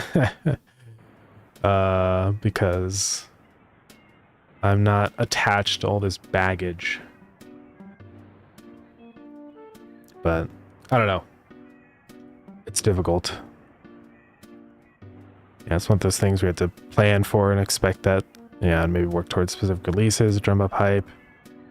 Yeah, I know, right? That's the thing. Like, then you're locked in having to update things all the time. And that's exactly how I feel with Starground already. It's like, it sucks when working on something becomes a matter of having to work on it instead of the desire to, because usually these things start off as, I would love to make this game and it would be fun, and then it slowly transforms into, I have to make this game. So yeah, it's brutal. Yeah, it can suck sometimes. I do think, yeah, that's why I don't ever want to make something to the scale of Starground like this ever again, you know? It's just too much. It's too much work. And like, I think it would be fine to spend this much time on something if it does particularly well. Like if Starground was making enough money for like a real salary for me, then it would be fine. But yeah, it's just not. And that's why I never want to do early access again, probably, at least, you know, unless it really makes sense. Because early access is my prison. It means it's a chain, you know. I have a ball and chain on my legs. I have to finish the game before I can really like be free. So yeah, it's pretty brutal. Because it's fine, like nobody expects, like if you launch a game into just full launch, there's no expectation there to finish it because it's already finished, right? But you don't get that with early access. So, I don't know. But yeah, I'm working on it. We were working on like a new planet recently. A new plasma reactor. It sucks because like I do have fun working on those things. But now like everything I do is through the lens of like, is my time like worth it anymore? I don't know. It kind of sucks. It's one of those things with game development, like the reality of it is like doing it for monetary gain is a much different mental state than doing it for fun, you know? Yeah, I don't know. So yeah, then the psychology that affects how you approach the development, yeah, for sure. So interesting, our mental printers for these games or game projects get altered by circumstance perspective? Yeah. It definitely does, right? Yeah, it's too bad. I think that the game is missing anything fundamentally which would be worth the effort to spice it up and hit the drum of check it out again. I mean, I think one of the big things with Starground is like just the initial like onboarding new player experience. So I have been working away at that, but it's so difficult just because of the nature of how Starground is. Because it's multiplayer and because it's like a big sandbox thing, it's really hard to go back and change things super easily. It requires so much work. One of the things I want to do is make it so like your weapons are just an item instead of being like, because the way it kind of works right now is when you build a weapon in Starground, you open up like a menu and drop items in. But the weapon doesn't have like a place, like a physical presence. So it can be kind of confusing for people how to build weapons. Also, you can't bring multiple weapons in with you, so it kind of stunts like creativity or experimentation with your weapons. So I want to make it just an item that you put in your inventory. You can bring as many weapons with you as you want. And then also it means I can give people a weapon, like a starting weapon, just so that they don't get destroyed inside of the dungeon, right? So yeah, I mean, it'll help, but this is the thing too, is like, nobody cares though. It's definitely not one of those features that would like, someone would be like, whoa, they made a slight change to the formatting of the weapon in Starground. It's time to make new content. Nobody, like, that's not gonna happen. So I know that making that change is like, it is a good change, and I know it'll be good in the long term, but also it's not gonna matter. Like, it's not gonna spur up more sales or anything like that. So it's, and this is the thing with working on Starground, is it just feels like all of my work is just doing early game stuff. I mean, it is slowly making the experience better, but I just don't know if there's gonna ever be any payoff from anything, right? be something you lump into the wow factor patch from a hypothetical perspective. Yeah. Yeah, it's difficult, man. See, I always try and like hopefully add in something that's flashy and interesting to kind of like make people play the game again. But the problem with things like that is it's always a distraction from the things that I really need to do to make the game a better experience. So it's so hard. I'll probably lump in all those boring weapon mechanics in with the interesting feature, which is the new automation planet, right? Because it's like, whoa, there's a whole new planet for me to explore. I think hopefully that'll be a good thing, like a good reason to come back and play more. But yeah, then people can notice the convenience. Yeah, definitely. It's difficult. It is crazy how much I think content creators matter when it comes to the financial success of a game. Because like, it's either you get content creators to make content on the game, or you just make a game that's so insanely good that it does well just through word of mouth. But doing that is extremely hard. It's not something you can just decide to do. You know, I don't know. Like there are really good games out there. Like Slay the Spire 2, for example, is so popular.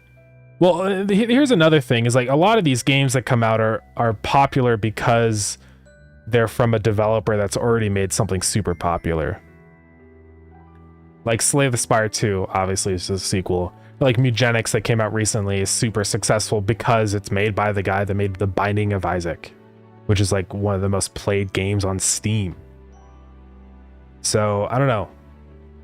I think it seems just so hard to like start from nothing and make something that lasts and is sustained, you know? Especially now in this market. Because it always feels like everything is like dominated by people that already have a bunch of pre-existing successes. It's hard. Game development is hard. Yeah, AAA folks going indie. Yeah, that's another thing that I've seen a lot of, right? Is now like indie games are the big thing or whatever. So I've seen so many games that come out that are quote unquote indie, but they're all like people just straight from a AAA company. And another thing that's annoying too is calling indie games indie when it's like a team of like 40 people. That's another thing that's also difficult to deal with. Because all the solo devs and stuff just get hidden away. Like Risk of Rain 2 technically is counted as an indie game. Even though it's not an independent developer, they have a publisher, and they're a big team of people.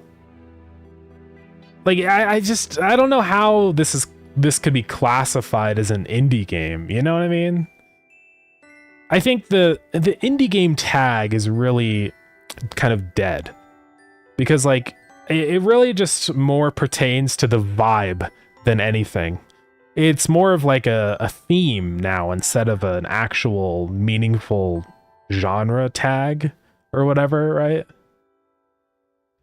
It's basically just a game that doesn't look realistic. That's all indie means now. So,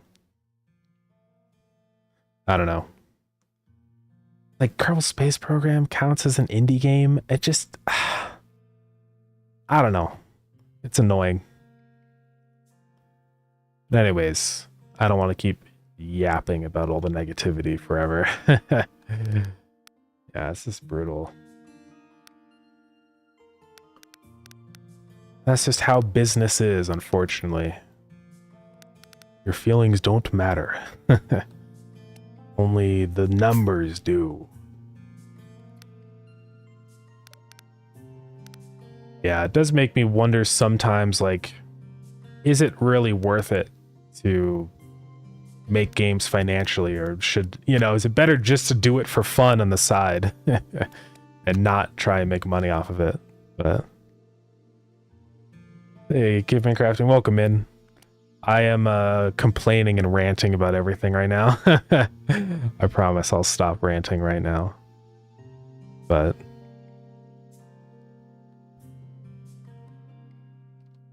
yeah, anyways, we're working on decorations. I want to add in 2 new Ascension upgrades for Lurden that make it so when you reset and ascend, your decorations like stay. Just as a nice little extra ability you can get. Web Dev industry is kind of going through a similar moment. Yeah. Honestly, really all of creative work is. Like, I see the same thing with art, with web dev, with software engineering, with game development, with all of it. We're all in the same boat. So, yeah, it's too bad. It's just what happens when you have a lot of competition with anything, right? Like, only the very absolute best stuff wins, and then everything else loses. That's just the truth of it, right? So. But yeah. I think once I get Starground done, I'm gonna finally, like, enjoy game development again. I mean, I do enjoy working on Lured In, but there's always like that looming gloom and doom over my shoulder of like, you must finish Starground, you know? So it's annoying. But yeah, I mean, once Starground is done, then I'm finally free. And I can just work on stuff, get it done in like 6 months, and then be done and move on and work on the next thing I want to work on. I get to like stay in that eternal state of like doing the fun beginning part, you know? Instead of having to grind through the parts that aren't fun. So. But yeah, I'm definitely excited to get Starground done. Eventually, one day. I'm hoping for like the end of the year or something like that. I'm going to be focusing a lot on Lured In, but gonna be grinding out the early game stuff and maybe do full launch like sometime in, I don't know, in between Lured In and Deadlift probably. Maybe we'll do like, what date would make sense? It's hard to say. Maybe September or something like that, you know? But I have no idea. It will be interesting to see if the full launch of Starground makes a difference or like has a good spike of sales. I just don't know, like, from what I've seen with most games that launch, from what I've heard from people that have launched their early access games out of early access, that transition doesn't really result in a big, you know, spike of sales or anything. Like, it will make some money, I'm sure, but I don't think it's going to be, like, nearly the same as our initial early access launch, so. But it depends on the game? Yeah, I definitely think so. Yeah, I imagine some games do really well with that. I think it probably depends on a lot of factors. Seems like yours might have more people holding off to 1.0. Yeah. Yeah, it's very true. I could see that potentially. Yeah, I guess we'll just have to wait and see.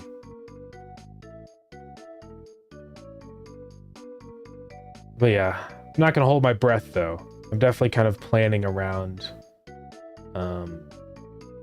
not making very much more money off of Starground, so. I'm just thinking what I want to do for these icons. I want 2 icons. Oh yeah, I already have a decoration icon that I could use. That I made a while ago, but then didn't end up using for anything. It's this one, icon decorations. So that I could use for the shop one. And then I need an icon that kind of represents the decorations in your tanks. Oh, right there. We're already gaming. It's fine. I have the icons I need. Okay. All right, so I'm gonna add in a new tree. So this is Ally Ascension.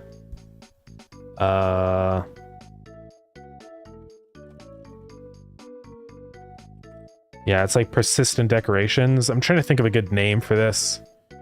Like, I kind of like using names that kind of make more in-universe sense, like government grant for doubling like research power and stuff like that, because just like I feel like it's easier to understand and relate to as a player instead of just persistent decorations. Kind of a more flashy, like fun name for stuff. So like instead of just saying persistent decorations, it could be like a moving truck or something, you know?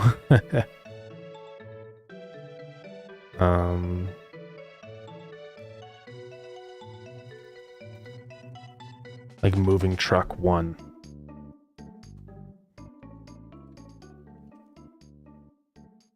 And then we can say what it means.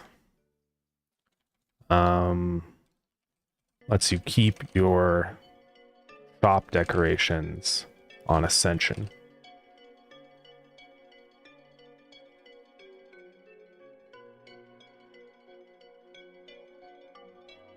And then we got the next one, and we'll make this one require the other one. Those are things that I'm not... Okay, no, we're fine.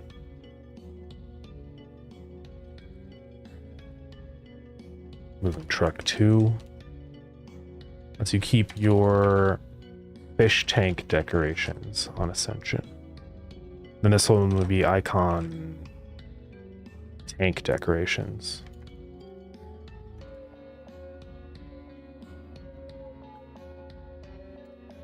So something like that I think would work. I'm going to make these probably cost 2 Ascension points so they feel a little more meaningful. And then now we just set that up inside of the Ascension code. I have like a function in here that's like ascend right here. And it resets everything. So now I can check like if get Ascension level of moving truck 1 is greater than 0.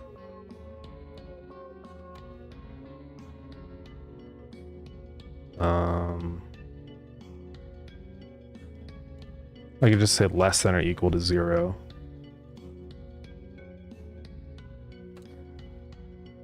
So if it is 0, that means we reset it. So we say our decorations,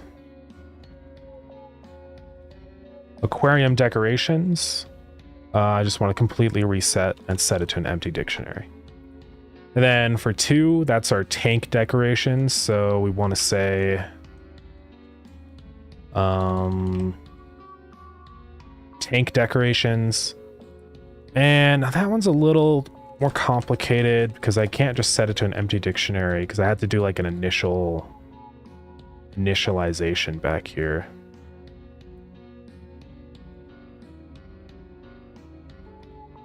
So it's just a big list of empty arrays. So that's what we'll do here.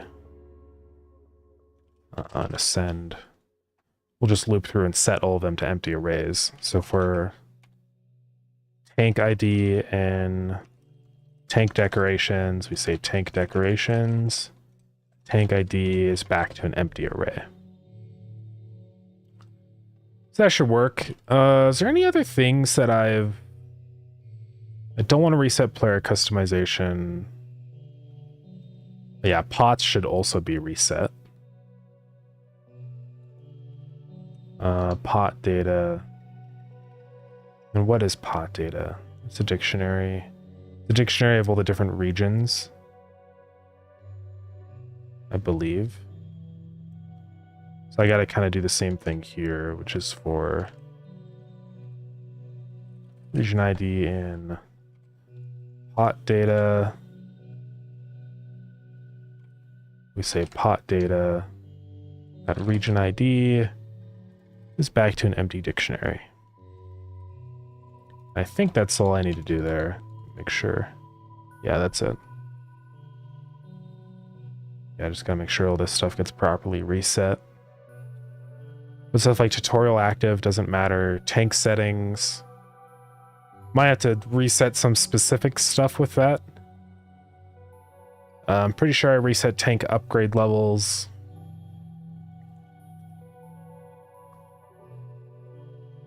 Yeah, right there. So that should be everything. So let's go ahead and test it out. So let's restart the game.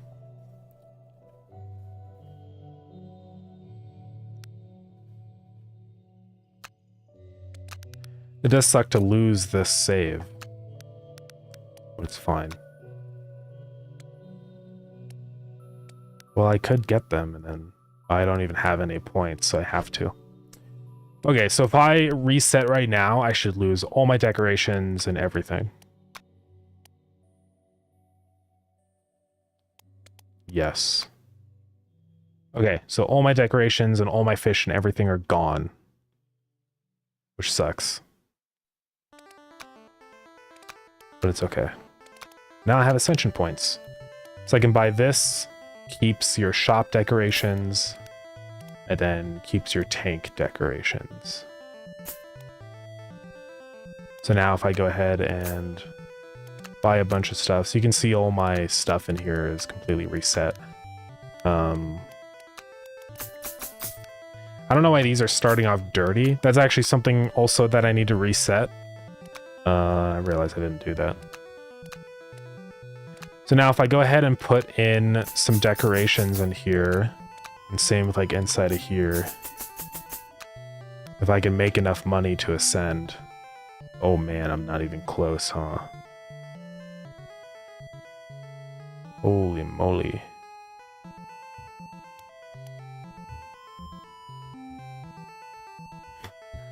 Okay, I have to go into my aquarium code process and give myself a little bit more money right there. Even that took a minute. So now if I ascend again, I should keep all these decorations and my shop decorations. Boom. So yeah, I can see I kept those, and then when I buy my tank again, you can see it's still got the decorations. So looking good there. A couple other things we need to reset now is our like tank algae levels and stuff, right? And I think that's just tank settings. Then I want to say for tank ID and tank settings. Hey, welcome to the stream. How are you doing? Now we're gonna grab a tank ID, and I want to set both algae time to 0, or not to that. I want to set it to grime time, and then tank settings, tank ID dot food boost, I think, or something. Let's search what it is so I can remember. Food boost time. Yeah, so that's in tank settings, just like that, so that should fix all that now. We're having a magnificent day, because I'm having a magnificent day. Let's go. Try to break your concentration? No, you're all good. Don't worry about it. Okay, so if I go ahead and ascend again, you should see that all the algae and gunk on these tanks should no longer be there.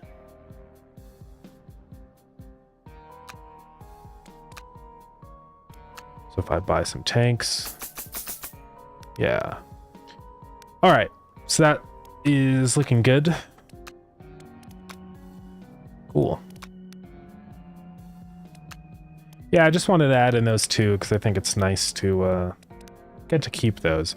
And I like kind of defining that behavior inside of Ascension research, because one thing that was always a little weird before was like, it was like you couldn't really tell if ascending would remove your decorations or not. It was a little unclear. I had it set where it didn't remove your decorations, But I think it's just better to have this as like a 100%, okay, it will remove my decorations, but I can unlock these so it doesn't, and then I can be, you know, confident that I don't have to redo everything again. I think that's it's just better that way. Yeah, I'd love to keep adding in more and more Ascension stuff in here. I do have a couple ideas written down. Chance to get more than one fish per catch. Like maybe some kind of offline fisherman guy in here would be cool. Also like an Ascension for decreasing the cost of all the researches, which is going to be really annoying because there's so many so many things I have to go through to update that, like update the label and everything. But it's okay.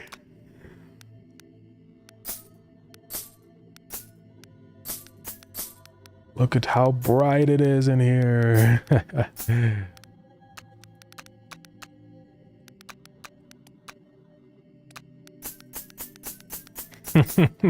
Oh, yeah, I need to increase the limit of our light sources just so that doesn't happen.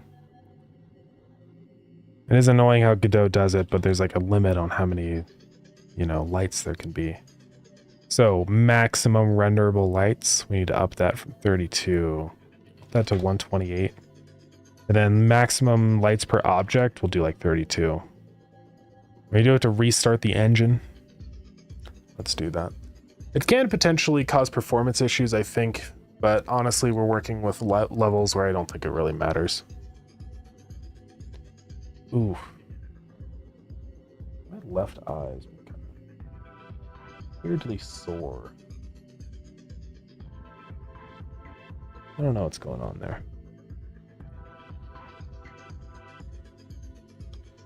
All right, dude, let's try this out again. It's still doing it, which is really weird. Shouldn't be doing this. You can see it's fine right there, which is 1, 2, 3, 4, 5, 6. So that's at 15. But then I add in one more and everything dies. So it's a little weird.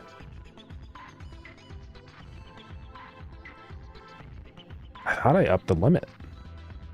Max, oh, that's only for OpenGL?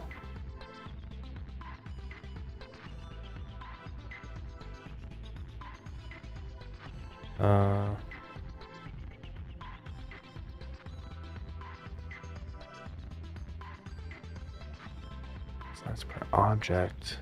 Well, that doesn't seem to actually change anything. Is there no other reference to a light in here?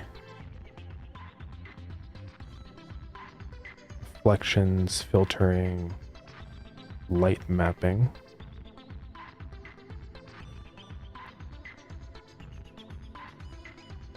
Yeah, it doesn't seem to even do anything. Can this just go as high as I want? Like...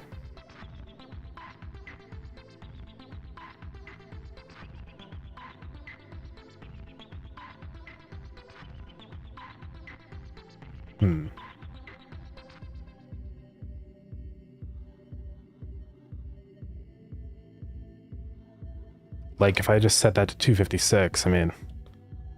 you'd think you would see it change here, but I don't know, maybe it just doesn't do what I think it does. I might have to implement a different lighting system for this. Let's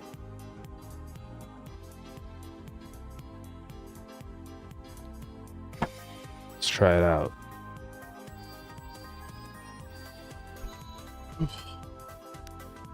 I don't know why it's so weird.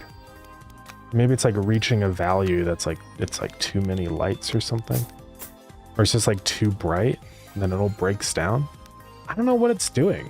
Because I have the limit set to 256. It should be okay. Look at it. It's doing weird stuff. I've always been dissatisfied with the way that lighting limits works in Godot. It's been very frustrating with Starground.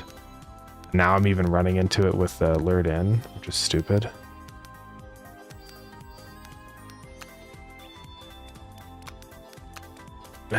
Okay.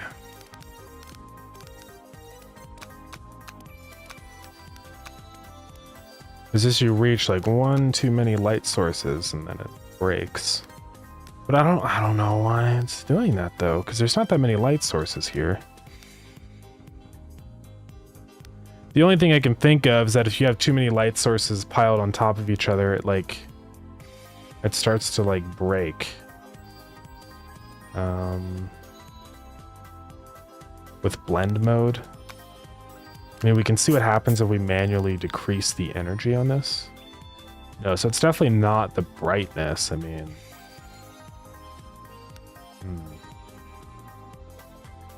like mixing and stuff doesn't matter. It's just some jankiness. This always happens with Godot. I wonder if it's something to do with my light texture, maybe? I don't think so.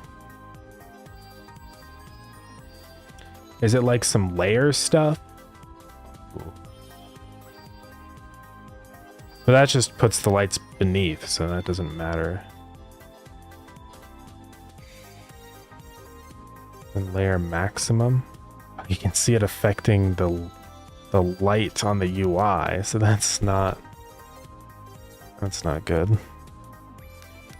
Yeah, almost like some color value overflows. I guess it's not that, but yeah, it's difficult to figure out what's happening here.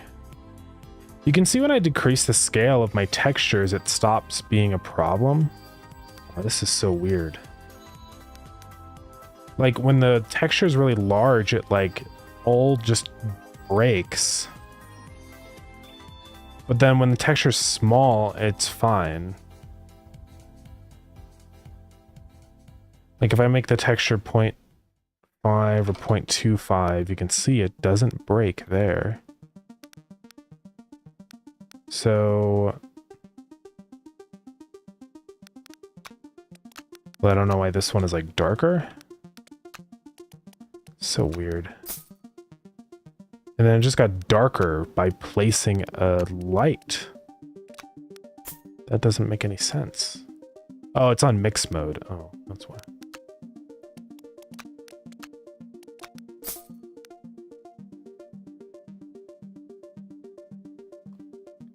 So like, is it just something to do with the texture that I'm using or something? Like, is it that it's too large? Or there's some weird alpha stuff happening with the texture? How what's going on here? This is just an RGBA 8.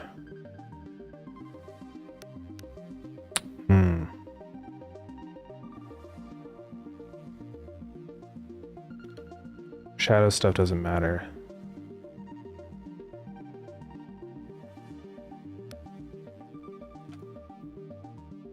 I don't know what's going on with this.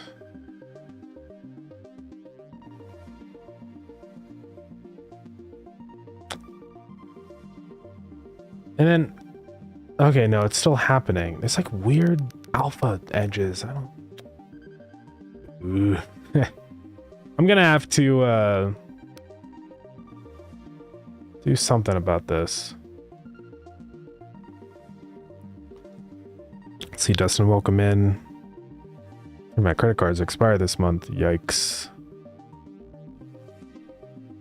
Yeah, I just activated all 3 new cards. Oh man, that's why I avoid credit cards. It's so stupid how building credit works. Because I've been trying to build credit up, but like you get punished by not spending enough, which to me seems a little backwards. Because wouldn't people with the best credit be the people that don't have to take as much credit? But I guess that's the whole thing, is that the banks and stuff want you to be in debt. So technically you have better credit score if you are in debt, which is so weird, you know? I don't know. Credit cards are dumb.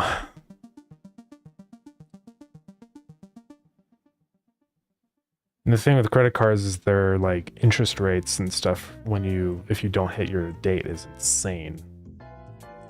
It's like 5% compounded daily or something like that. It's like, oh my god. You do not want to have credit card debt.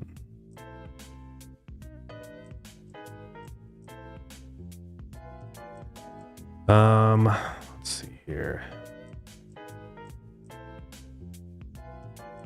Is there any, like, can I change the format of this image or something, you know, in import settings? Like, I have it on lossless. Like, channel pack.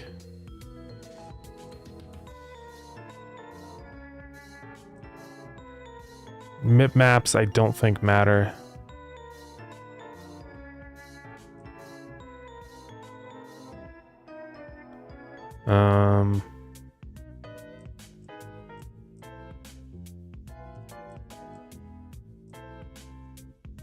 Roughness, there's fix alpha border.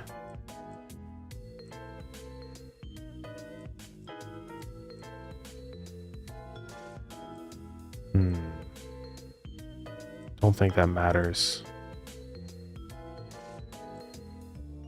Pre-molt alpha.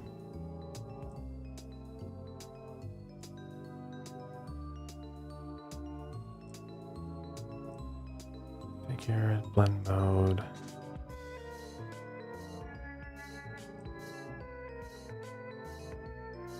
I mean, I just don't know if any of these are gonna do anything. It's cool that you can, like, do all this stuff.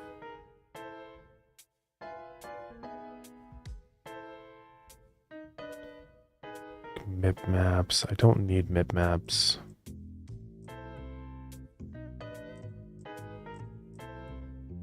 Well, I don't think this is going to do anything.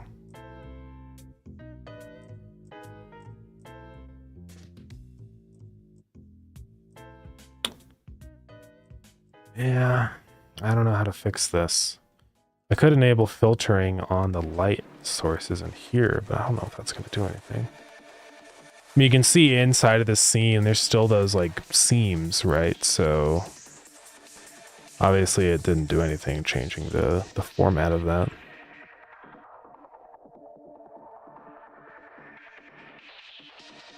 Can't actually do any blending in here anyways, can you? Oh, maybe right here we can do linear filtering. Or do, yeah, I guess linear filtering. Like, but it doesn't do anything, so it doesn't matter. Well. Oh, did I just forget to hit re-import? But pre-molt alpha just doesn't really fix anything. So.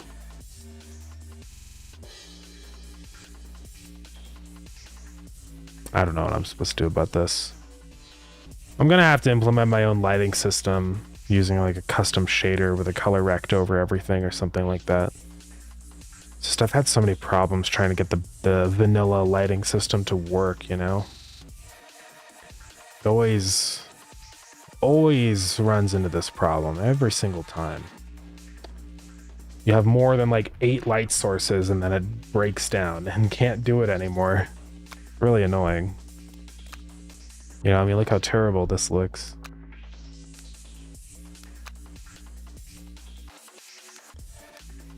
Yeah, I'll have to do that. I'm not going to do that right now. It's an enormous undertaking. But eventually. I have to think about how I'm going to do that. Because, like, yeah, I guess I will use a big color rect over everything. Then it'll like apply a darkness. But then how am I going to do like... I have no idea. I could just like have sprites that depth-wise are on top of the color rect that gets applied to everything. I don't know. But all those solutions seem a little janky. I wish I could just use the normal lighting system.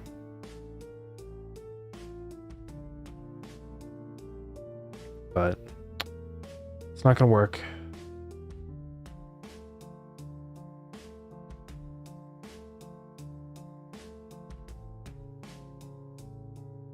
Filtering doesn't matter on that. Yeah, I don't know if there's like any functions. There's really not much in canvas modulate. It literally just applies a modulation to the canvas. That's all it does.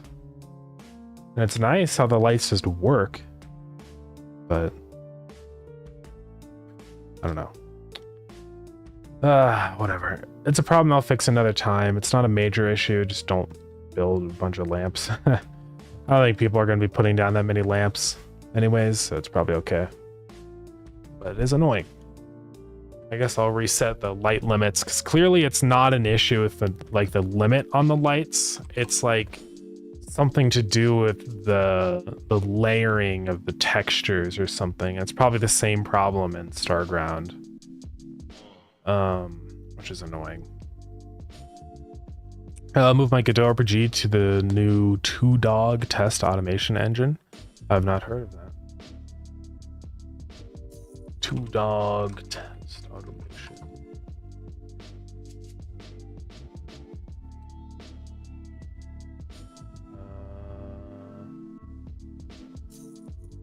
Was it like this?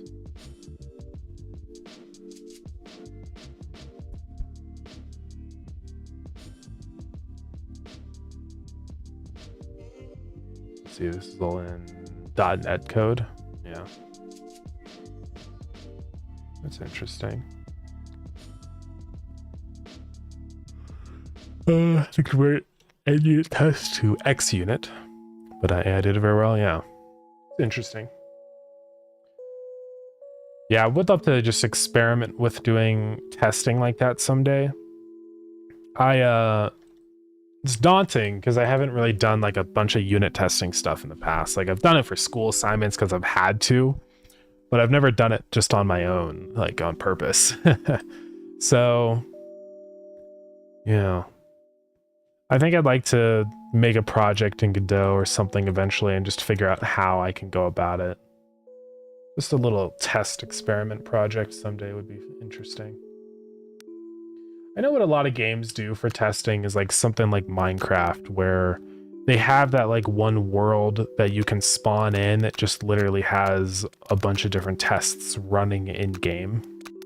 And it seems like probably the best way to handle like testing, because you want to see what happens in game.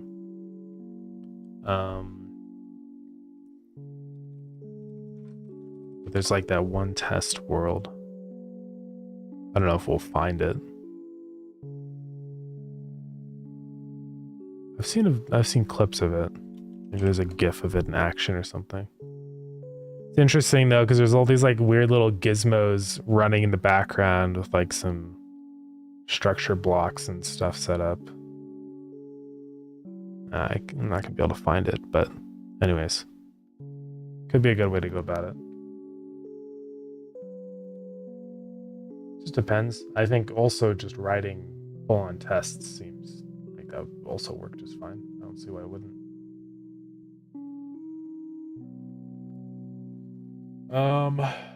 Okay, so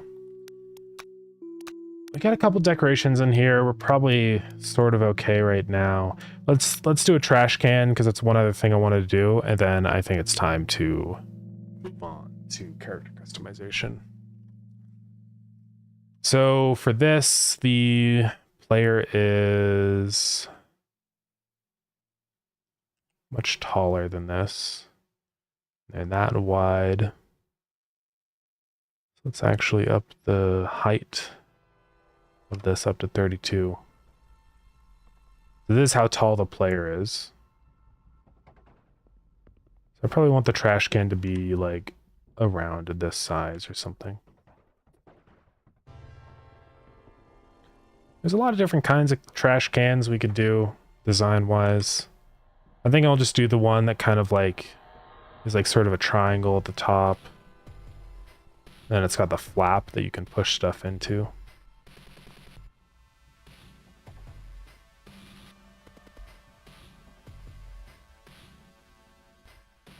Kind of like this or whatever. Obviously it won't look like that, but like you know, if we look at some trash cans here, there's like those, like this design, right? think that would make the most sense here.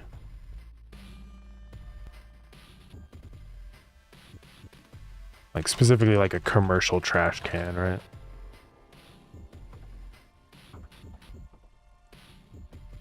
Can you just buy these? They're so expensive though, but yeah. Can you buy dumpsters? I mean, I guess I don't see why not. That'd be crazy to own a dumpster. But yeah, something like this, a swing top. But make it look a little more epic.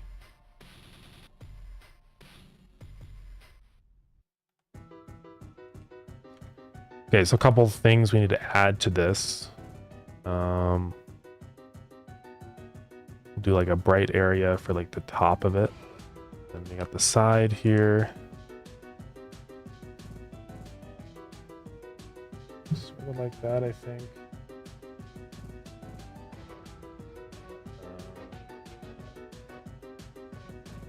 What's that one image of the diamond plate one?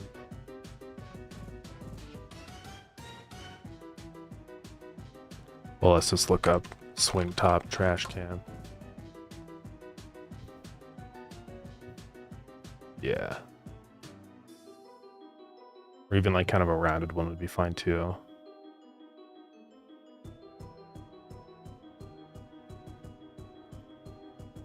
Okay. So it's gonna have like a little bit of a frame around it in the bottom.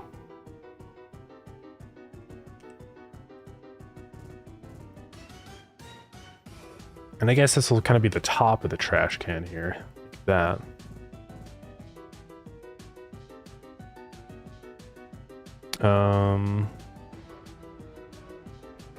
Yeah, we'll do like a sharp point because I want it to be like the triangle version.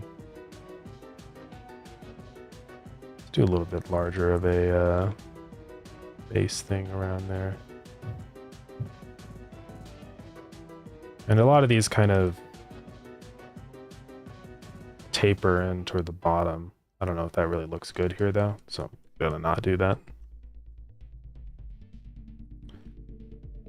Okay.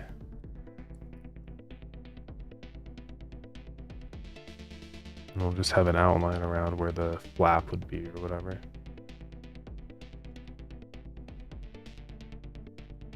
Maybe like a little handle thing.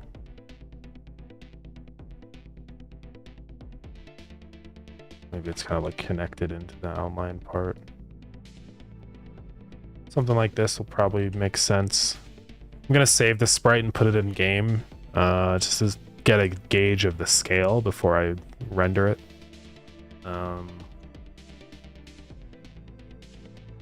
Trash can.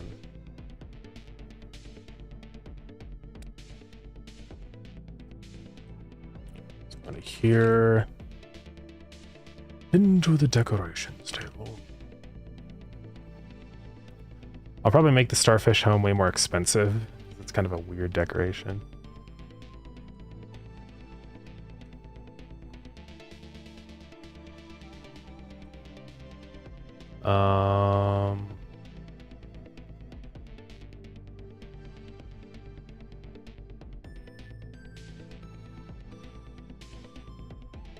Perhaps they can. Or trash.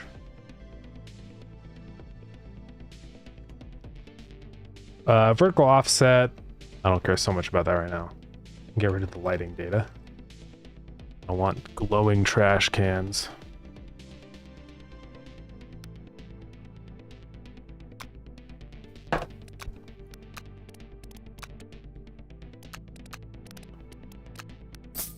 I just want to put a customer next to it to kind of get an idea.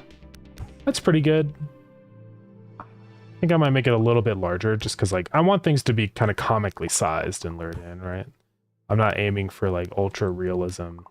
Like this trash can should be approximately the right ratio compared to their size, you know? None of that. So I think we will just kind of expand it out and fill in this whole sprite area.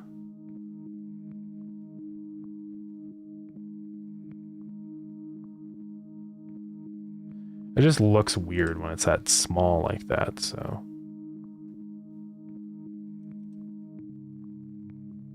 And this might be too big. It's hard to say.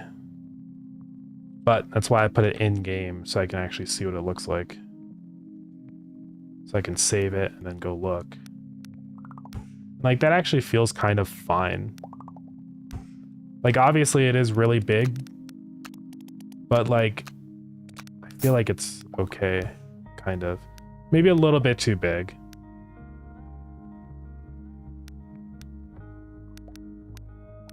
We'll drop the height down a little bit, probably.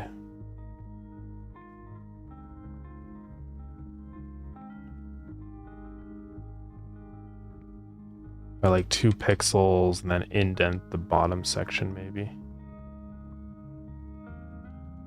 Or, no, don't do that, but like that. I think that'll be fine. And I think I need this top part here to slope in a bit.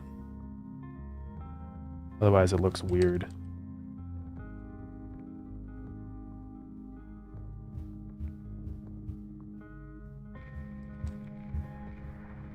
Sort of like that.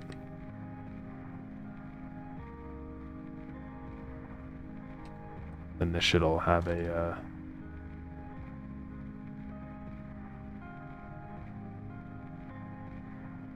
maybe like that.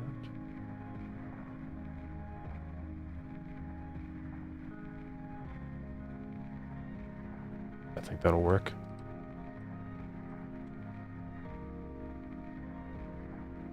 Then as for the flap right here, let's see.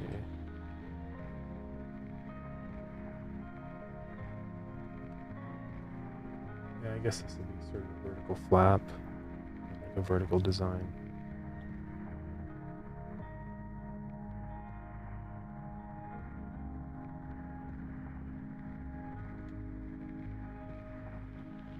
Just something like that.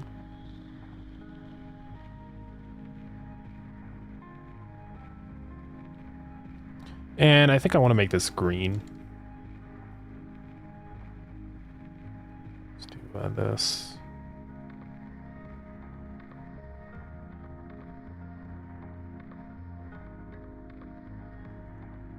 Let's do that, and then like that. It should work.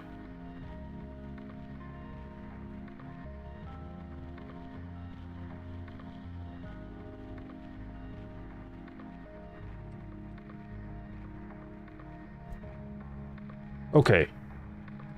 Now let's just keep working away. I need to figure out an in-between color between these two.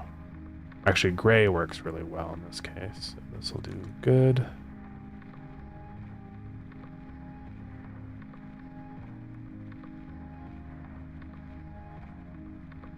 Is there one in between those two?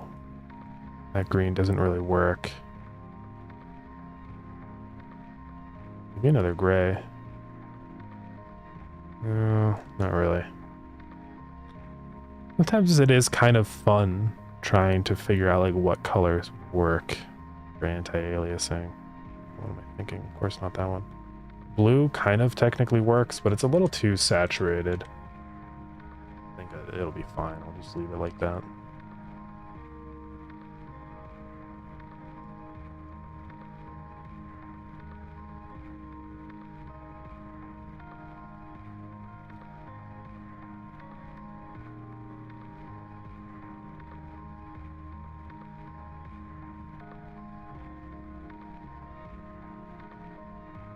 Okay.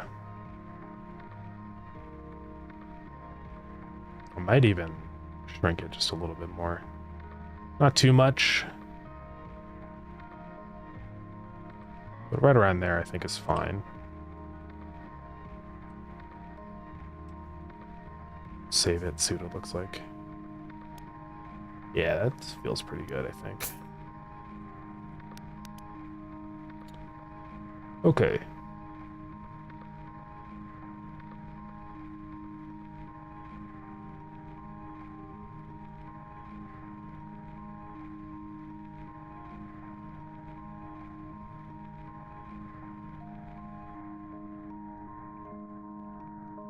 I guess this is how I'll do the bottom. What else to put down there? I could do like a little bit of shading there. Maybe even as this goes back in, I can darken it a little bit. I don't want it to be lined up. Okay. I think we'll be good there. Could maybe use that gray as like an in-between tone. It's hard to say. It's almost like maybe not the right color. I think it'll work, actually. Cactus Paladin on YouTube, welcome in. How's it going?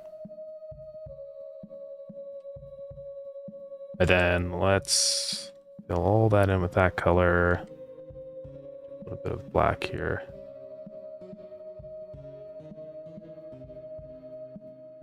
Okay. There we go. And I'm doing pretty good. Just working on some sprites today for Alert In, which is the idle fishing game I've been working on. Just drawing a trash can right now. Yeah, I think we're good with that. Just a decoration you can buy and place down. Definitely our vertical height offset thing's a little too crazy. So let's see, the sprite is 32, so half of that, 16. And right there, it should go down to about less than, I think, like maybe 8 or something like that. Let's go see what it's at right now. Oh yeah. It's like literally double what I think. Graphics are sick. I appreciate it, yeah. I've always really enjoyed drawing all the art. Oops. I closed the menu. What happened? Oh, there it is. Okay, so that's where it's lined up now. I think that'll work here. It feels like a pretty good spot. All right. So yeah, we got a bunch of those done now. I think one thing I've been meaning to do actually on the navigation in here, it's a little like the boundaries here are too large. That's something that we can change if we decrease the radius of the agents to like maybe even 6. And if we bake it again, you can see it pushes things in a little closer. I think I might do it even a little more. We might go up to 4. I'm not sure. We'll see. That should make navigation around stuff just a little bit looser. So we'll try that out. This new Godot version. Wonder what's new. What's this? They killed Crackhead.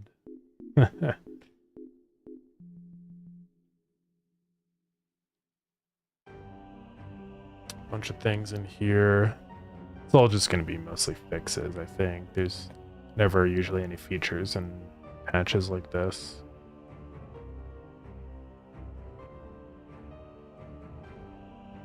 Okay. Anyways. Ooh, Discord.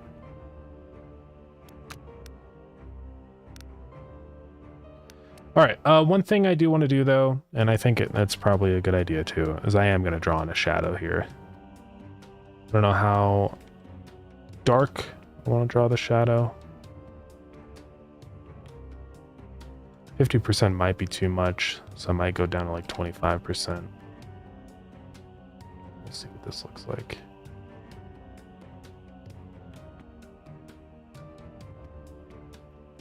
Let's see, I might do... So we're gonna have a couple things casting shadows here. So kind of like that or something. Let's see what it looks like. Yeah, that'll work.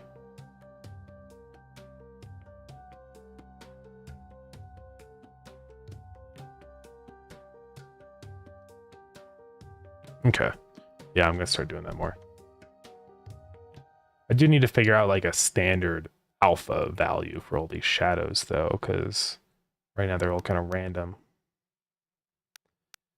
Like, I think possibly that might be a little too light on the shadow. It's hard to say though. Might move it up from like 25 to maybe like 35 or something.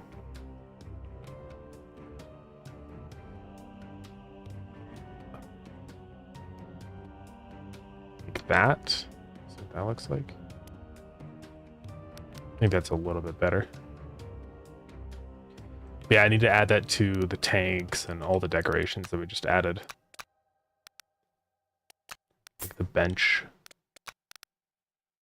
The snake plant, all these.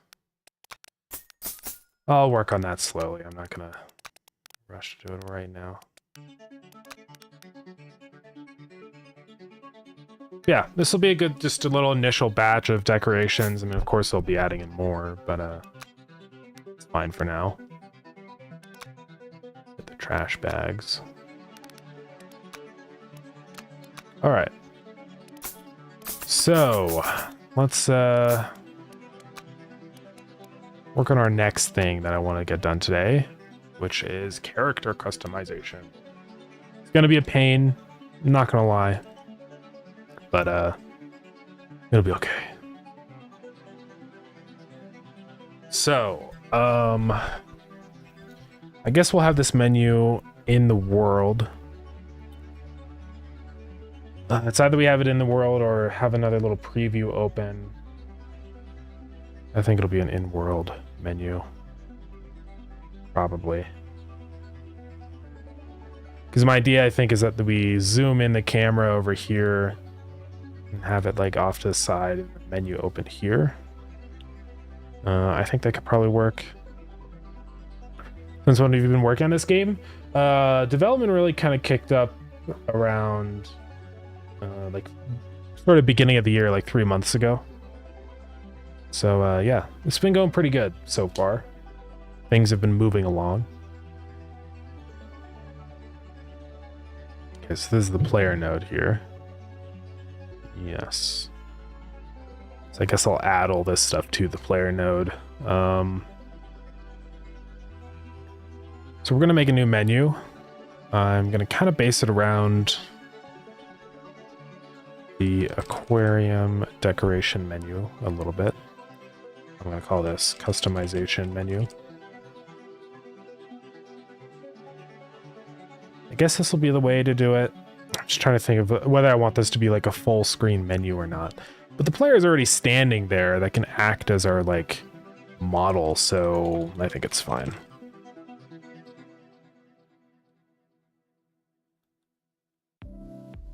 All right, so let's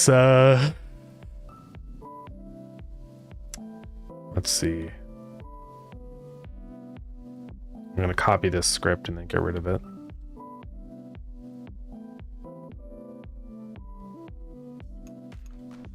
Okay. And all this stuff can go away, really.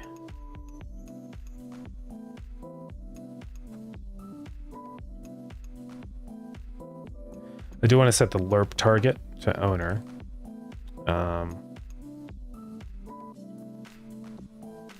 Okay, then we'll add this menu onto here. And I believe this should scale itself. Or we have to do that kind of how we did the other decoration spots where we have this anchor node and then we scale it. So we will do that. Delete that. Delete that. Rename this to our customization menu. Incredible to achieve such a result in just 3 months, so I appreciate it, yeah. Yeah, I've had a lot of experience working on Godot now, so it's been nice to use the engine. Let's see, where's the code that we have for zooming? I think it's in here. It's in process, I believe. Right here. Yeah, I am pretty happy with how quickly it's all moved. It's been good. I think we're aiming for like public playtesting really soon. Hopefully, I'm thinking either like end of this month or into next month. Latest would be like mid-April, probably. This is invalid parameter which. Okay.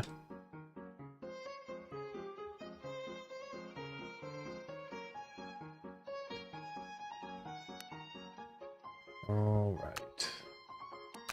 Let's see what this looks like. Oh yeah, we can't actually see it yet. So I need to add in some code to make it so we can select the player. Now one thing though that's a little tricky is they extend character, which is a type of node 2D. So if I want to do selection stuff, it might be a little bit difficult.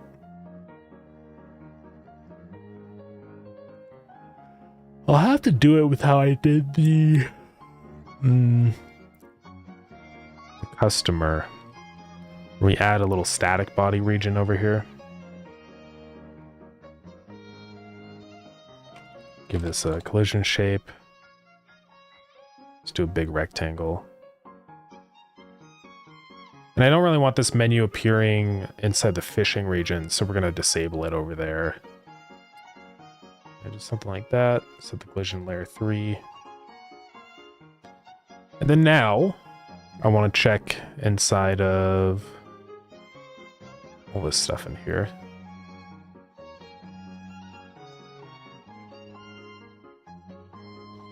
I guess I'll have all the code in here. I'm trying to think what the best way to do this is.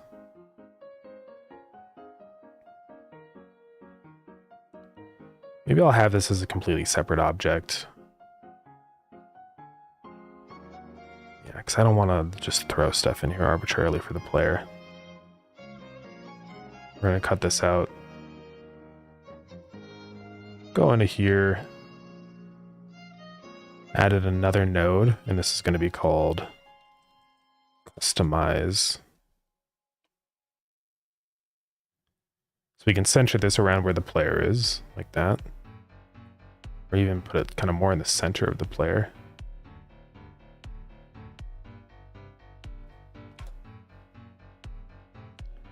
Okay.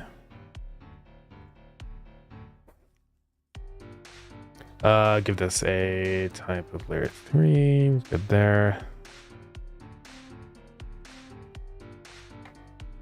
Let's call this player customization.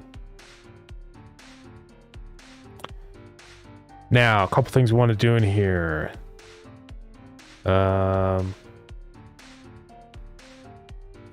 Var selected, right? And I guess var hovered as well. Then some code for calculating all our stuff. We want to do the anchor scale again.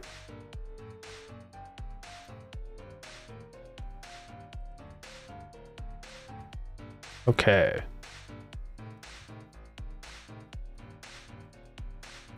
And then a function set selected, so we can control whether it's selected. If status, oops, let's say selected is equal to status. If we are selected, otherwise do a different thing. So when we get selected, we want to say toggle on our customization menu. Otherwise we say toggle off.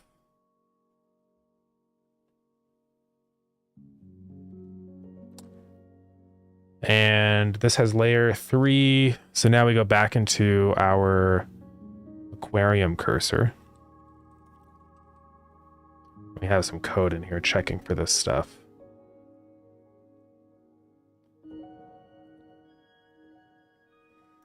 So we say LF body is... I kind of want to just copy all this code. Let's see.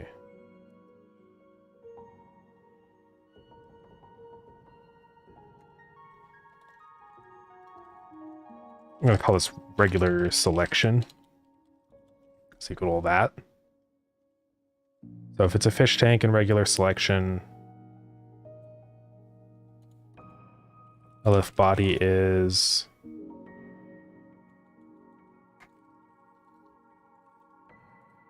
We'll figure that out in a minute, but Then I want to say body dot.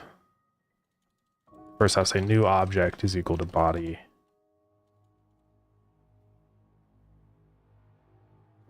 Call break. Say body dot set selected true. So this will just immediately count it as being selected. I'm going to make it so you actually have to click on it.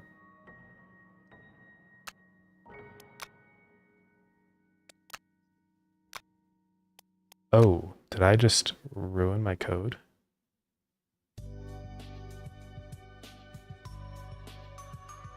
Ooh. Oh, no, it's because you can grab it from a regular selection. Okay. I just need to do that. And do class name. Customization. Okay. Fine now.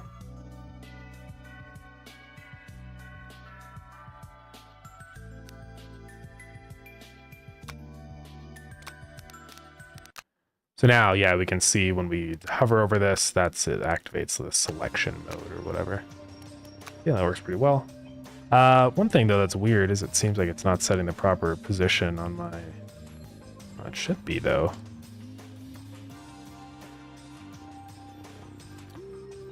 When I hover over this, it should, or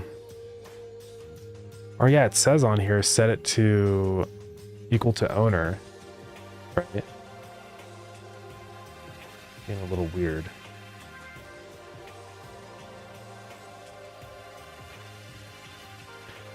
Oh, but I have to save this as a node. Okay. Now it should work.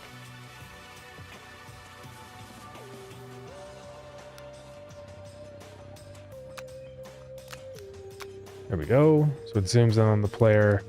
And then we'll have all our settings in here. I might just do like a horizontal scroll container for choosing like your hair piece and stuff like that. That'd probably make the most sense. So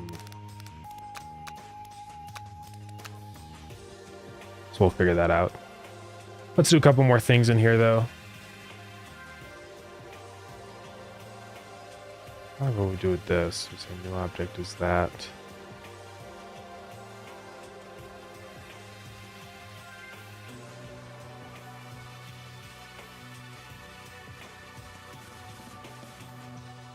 Oh, so it is probably setting the modulate of this to be bright for doing like the selection stuff. Excuse me. So I think what I want to do on this node then is in process. I want to reference player. I'm going to get a reference to the player because we're going to need to be doing this quite a bit. Let's go into the player and give them a class name.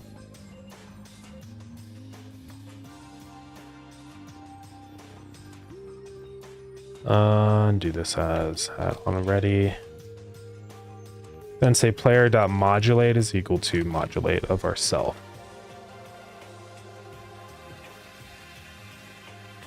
Now inside of here with set selected and stuff like that, we're going to change it so it'll only do it down in here. If object is customization, we say set selected. I think that's it.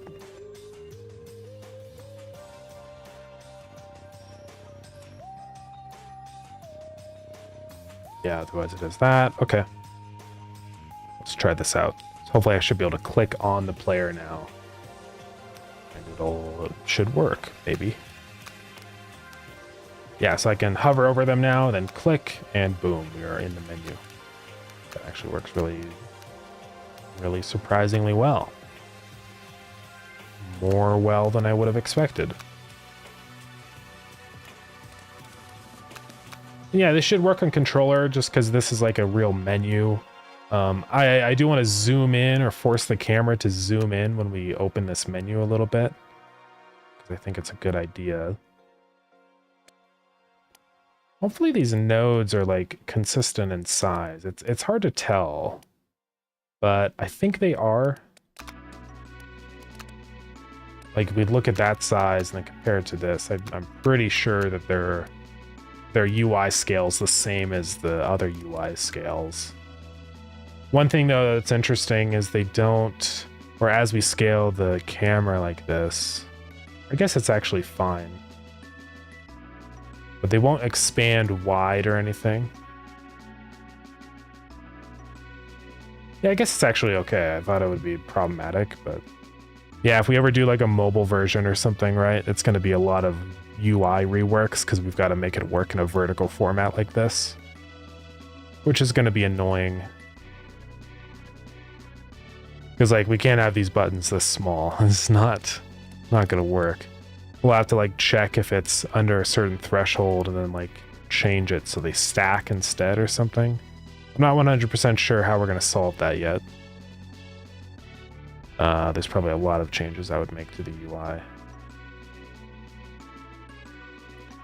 But we're not worried about that right now. We're just going to focus on, you know, our normal stuff.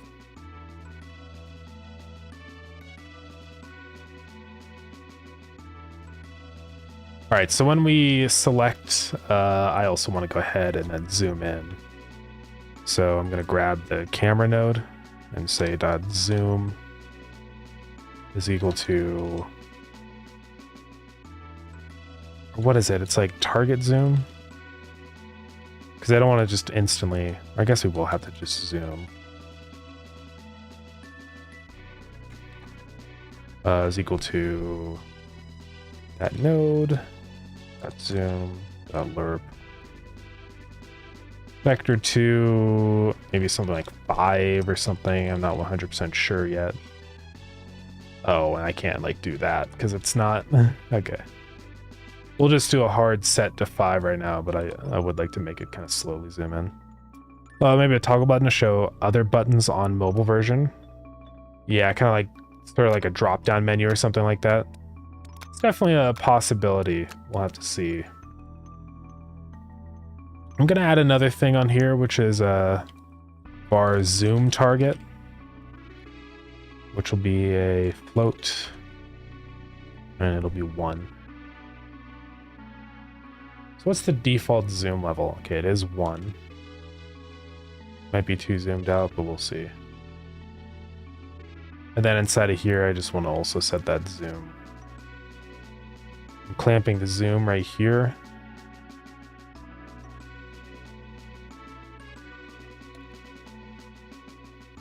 So instead of doing that times that, I'm going to say target with zoom target times zoom mult. And then we say zoom is equal to lerpf, or zoom.lerp, zoom target.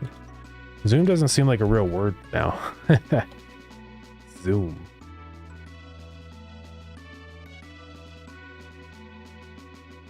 Oh yeah, we have to say vector 2.1 times zoom target. Okay. Let's try this out.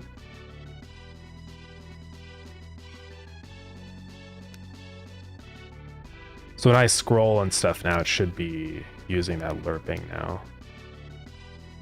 Which looks like it is. It's a little jank though, because once I reach this spot, it... Yeah, so what I'm going to do instead of clamping that value, I'm going to clamp zoom target.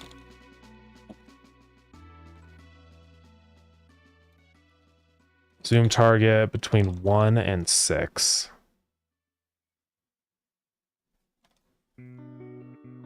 And that should fix it. And then let's multiply this so it's faster, like 10 times delta or something. Let's try it out.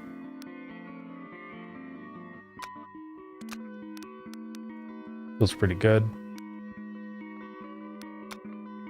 Then when I zoom in on this guy now, I can like just kind of smoothly do it. So if we go back into the customize thing, instead of saying zoom, now I want to say target zoom is equal to 5. And we can see what that looks like now. Oops. Can't be a float, huh?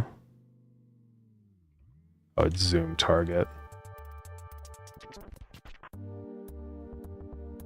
Let's try this again. And it seems like it... Whoa. Oh, it's doing it whenever I exit out of the menu. It's like, what is going on? Wait, what? Oh, it's because the camera is not going to be doing that. Oh, I see. Yeah, I want to set all this stuff, and then I actually want to lerp this zoom at the very beginning of the process event before anything happens in here. Let's try this. There we go. Now if I'm over here and I click on the player, it'll quickly zoom over there. Might also have another thing to set the value of that lerping, because it is quite intense. So I'm going to say zoom lerp strength. So Sheik, welcome in. How's it going? So by default it'll be 10, but then when I go to do the zoom in on the character, I can drop it to something a bit lower, like to 4 or something instead, and then bring it back to 10. Let's give that a try.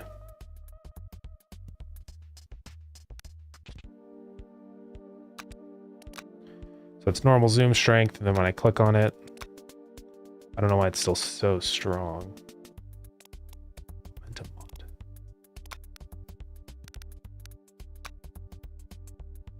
Thought I set it pretty low. Maybe 4 is still too high. Let's try 1.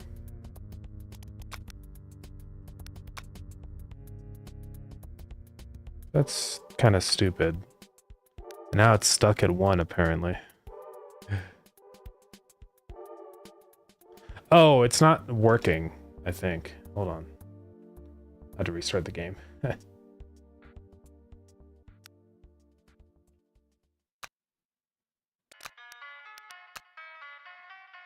That's kind of okay. Hey, Ezra, thank you so much for the raid. Welcome in. How's it going, everybody? What were you up to today in your stream? Yeah, I think I'll ignore the zooming. Just gotta not worry about those right now. Yeah, what is going on? Currently doing some little bit of camera stuff right now. I'll show you guys what we've been up to.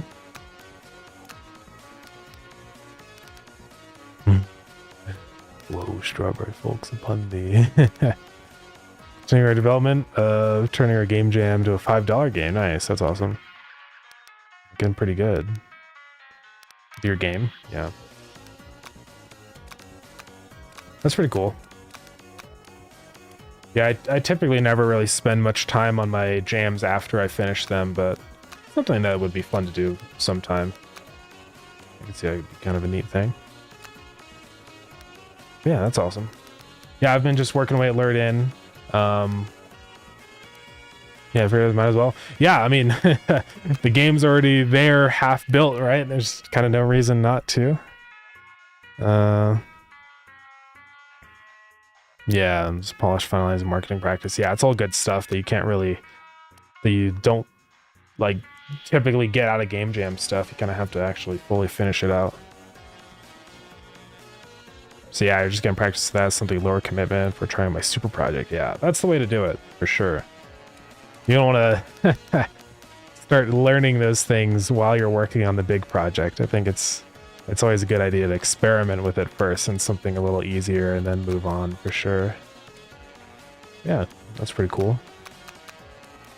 Yeah, I've been just working on getting some menus and stuff set up in here. I've got a system now where you can place down your own decorations inside of here in your shop. You can buy them in this tab and just plop them down wherever you want. It's like I can put a trash can down there. And I've kind of based it around like the same stuff we got going on inside of the tank, because we've got like the sliders to scale it and rotate it and flip it and stuff like that. So I've got that set up with these two. So I can scale these. Yeah, it's working pretty well. and just working away at that. Stream a little longer than usual, so be heading out. Yeah, no worries at all. Good stream. The art and visuals look really great here. Still have the jiggly pixel shader. Yeah, the little wobble shader on the text and stuff. It's pretty epic. Yeah, thanks so much for coming in. I really appreciate it. Have a good rest of your night. All right, so we got the menu here working. We're gonna change that menu because it's just a temporary menu. And we need to figure out exactly what buttons and stuff we need in here. We don't need the delete button. I'm gonna get rid of both these sliders. So there's some more exotic nodes I'm gonna need in here. So Bottas, thank you for the follow. I appreciate it. So one node that I want to do, there's a node called a color picker button.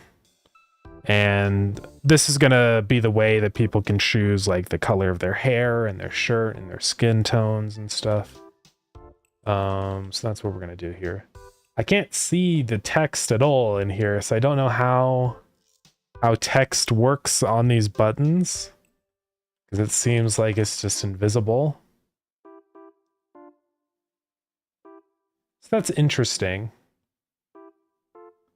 Let's say, yeah, I don't want people to edit alpha or intensity. We'll hide both of those. Doesn't really count as an icon, does it? I have no idea. I guess there's no way really to move this color around, which is okay. What we'll do instead is have like kind of what I did with the other things before, I think, is put them in a panel container, put a label above them, just so they know what it is. Also, these need their own V-boxes. Say, CZ Flameheart, welcome in. Let's put that into here. So let's just say this is hair color, for example. Center it. And there we go. We'll copy the same thing for this. And I might have to find a way to kind of condense this a little more efficiently. We'll see, because I don't want this menu to just be super tall. We'll figure that out. These V-boxes are pretty, like the distances here are pretty large. I could decrease it. Even down to 0 maybe. And like same with the panels, they have a lot of separation here. We can decrease. Actually, I can't really easily do that. I'd have to change the style of it or whatever. So it's fine. We'll keep it where we're at. But I mean, I think this would be okay. We could kind of increase the size of the menu and make it more of like a so why is this like the transform on this is weird. Set that back to 0. We can extend the width of this menu quite a bit. What is determining the size of this? Like I said, just nothing.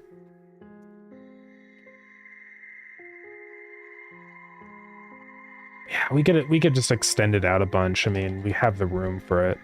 And then instead of doing this crazy long thing, we'll do some more H boxes.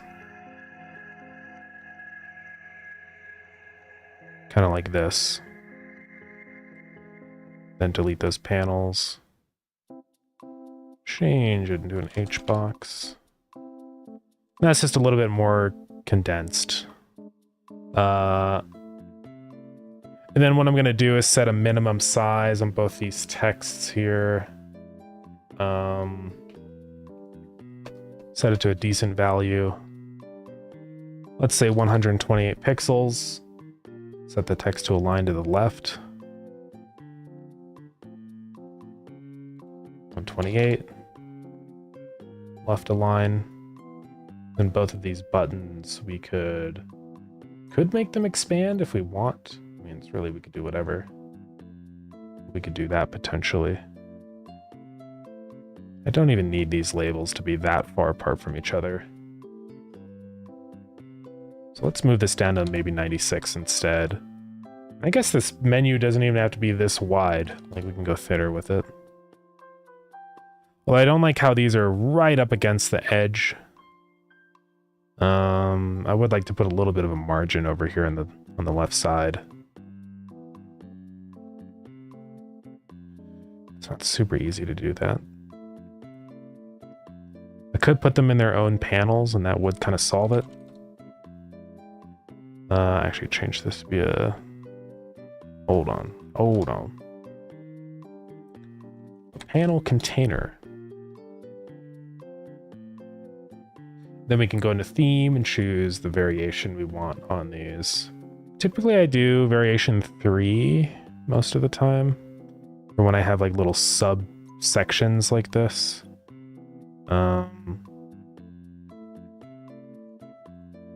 Oops. Here. Panel container. Boom. Load it in there. Boom. And set the theme to the third variation. All right, so let's just like look at this right now. I mean, still much more work to be done here, but yeah, it'll open up this menu that we can use to customize color. Now, here's the thing though with this. I have no idea how this menu works in controller.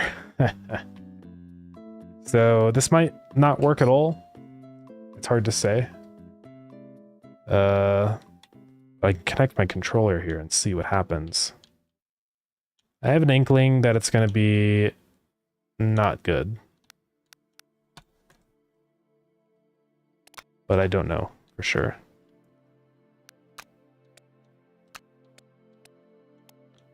Okay, so I can select these things, but it's like I click on it and then what happens? It just goes away, the menu.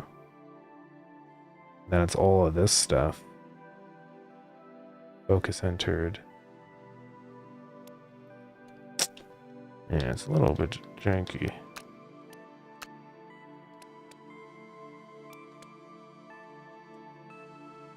Yeah, if I click on any node in here, the menu just goes away. But definitely, like, it's kind of clear that this is, like, not set up to work on controller. So I might, instead of making or letting people do any color whatsoever, just keep it to a palette and you can select one of the colors in the list. I do like being able to let people do whatever they want, but we do run into a limitation with that with the controller, right? And I know it's going to be a nightmare to try and make it work. I mean, obviously on mouse it's fine. Select a picker mode and we can do whatever we want in here. We can even add swatches and stuff like. But also another thing is like the swatches probably aren't going to save. So somebody's going to add all these swatches in, restart the game, and then all the swatches are gone. So that's kind of, you know, bad. I don't want that to happen.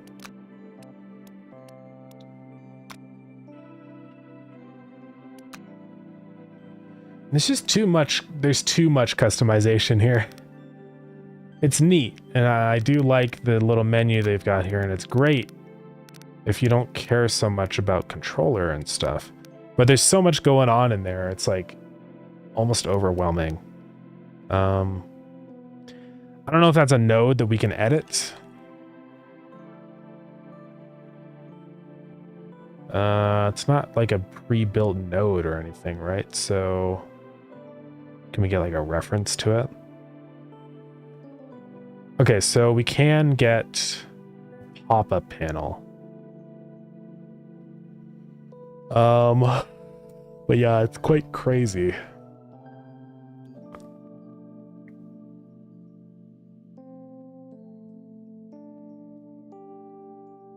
Transparent. Yeah, so I think we're gonna change the way we go about this.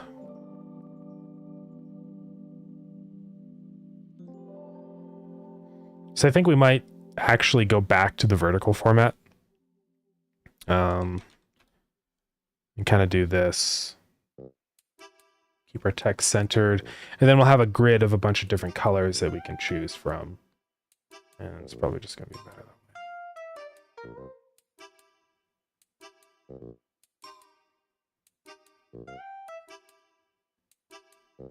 Okay, so we're back here. And then there's still an H box. We can just have a big like list of buttons in here with colors, right?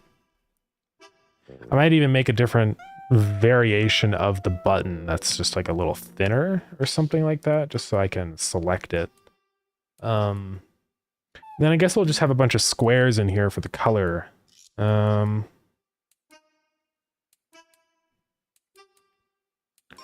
we do that. Where else did we do that?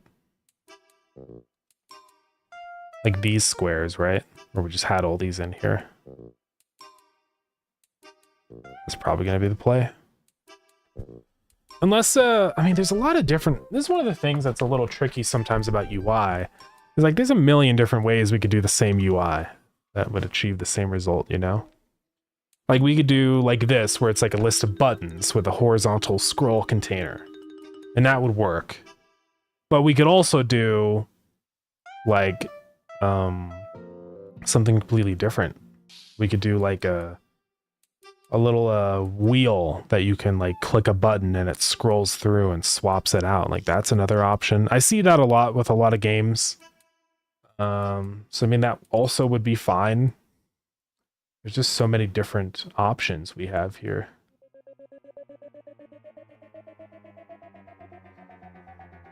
I think Godot has a built-in node for that. It's called like a... It's actually not a type of button technically. Like a, it's not a scroll. It's like some kind of wheel, or it's not a slider. I'm trying to remember what the node is called. It's like a weird node. Spin box. That's what I'm thinking of. Like this. But the thing with spin boxes is that it's really only for numbers. It's kind of more of a like a range thing instead. So it doesn't really work in this case. I don't think Spinbox is the play. But we could kind of implement our own custom Spinbox, right? Like there's no rule.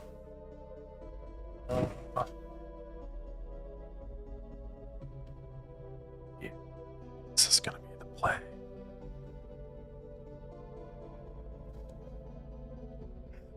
So,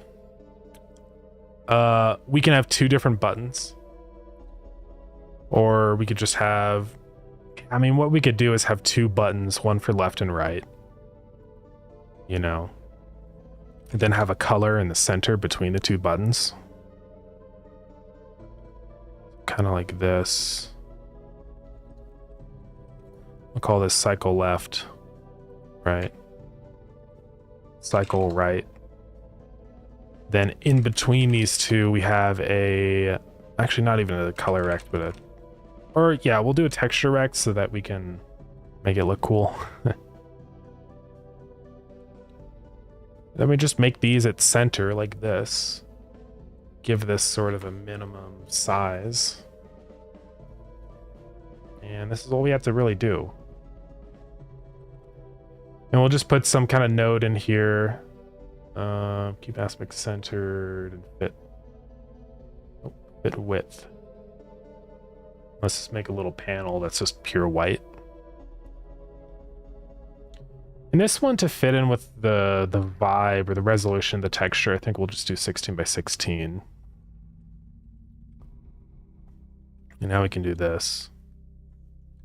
Oops. Oops.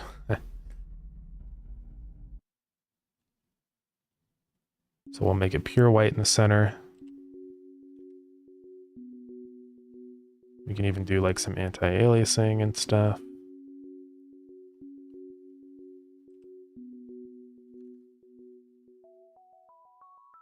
Now I can just give this a name called like color patch, right? And I might actually have to make this a 9 slice material. which is fine.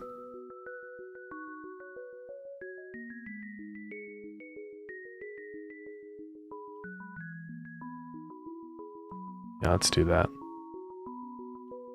Crop it. Erase. Okay, color patch. Go. And then let's change this away from a texture rect into a 9 patch rect. Get our color patch sprite. We can edit the region here. Boom and boom. Go. So to make it fit with the UI scale of everything, we have to double the resolution of this to 12 by 12. That's just the way I've done the UI and everything. Just so we have double pixel size. And we gotta fix our lines. Boom. There we go. So now we can display the color inside of here. So all we need to do to show what color is currently selected is just go into visibility and we can just change it to whatever color we want. So this should work pretty well. And then on these buttons, we'll give these some icons. So let's do... yeah, let's do some 16 by 16 arrows.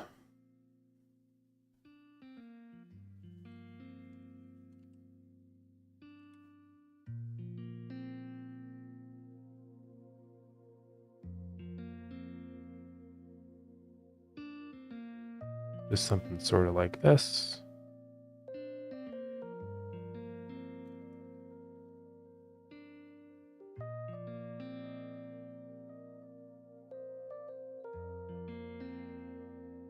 I'll just do white on these. I mean, it's not to be anything super crazy.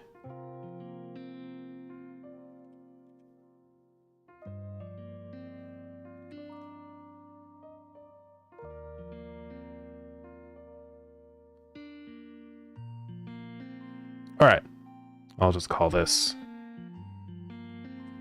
arrow right. I don't think I've named anything arrow right, so we're probably okay. Then let's flip it horizontally and call this guy arrow left. Boom. All right, put these in. Arrow right. Boom. Arrow left. Boom. Now that does make the buttons really small. It's not really what I want. Right and left. I know I am a mastermind. Let's make these 36. And icon and make it expand.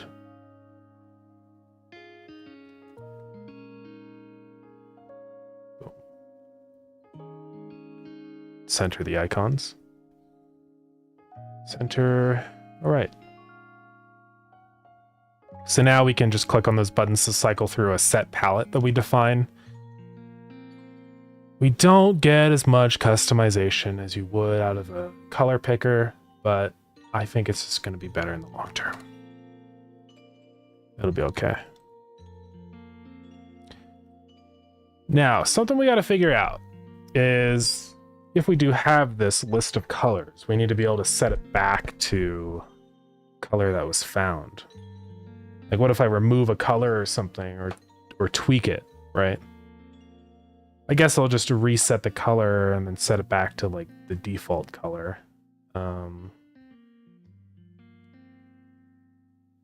I guess I'll have a function inside of here that like scans through our palette or our list of colors, you know, that you can choose from. And then if we find one that's the same as the color we have saved, then we just set it to that as the index. I think that's going to be the play. So let's get this working.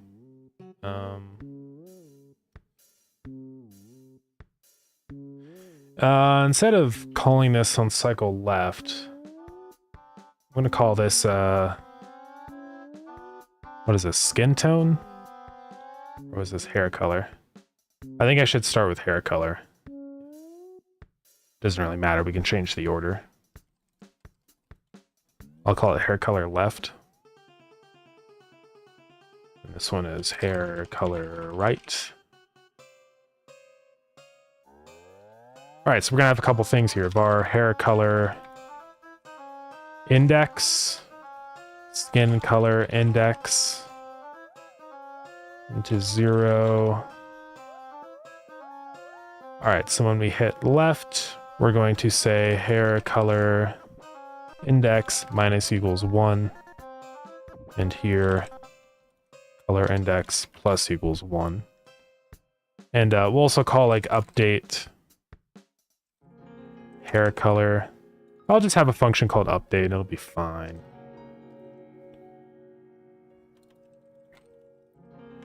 So inside of update, we're going to check if hair color index is less than 0, we have to reset it. Then if hair color index is greater than or equal to our like hair colors dot size, then we reset hair color index back to 0, right?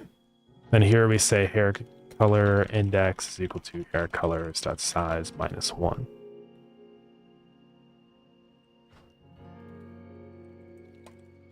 So this is going to be an array of colors. And we're just going to define all our colors in here. And we'll just do a couple right now just to test it. We're going to go back through and change these to like some real colors, but it'll be fine.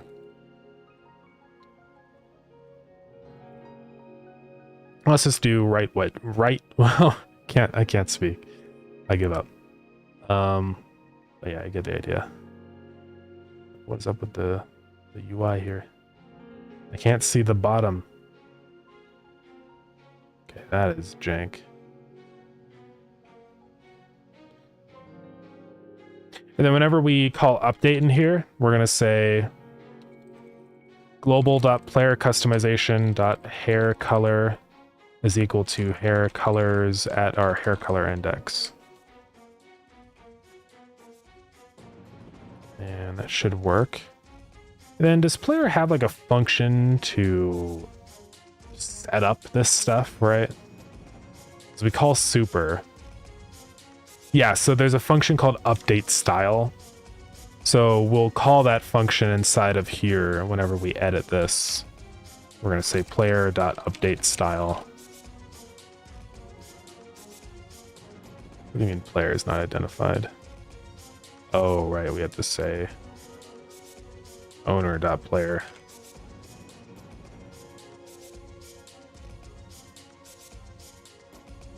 Okay.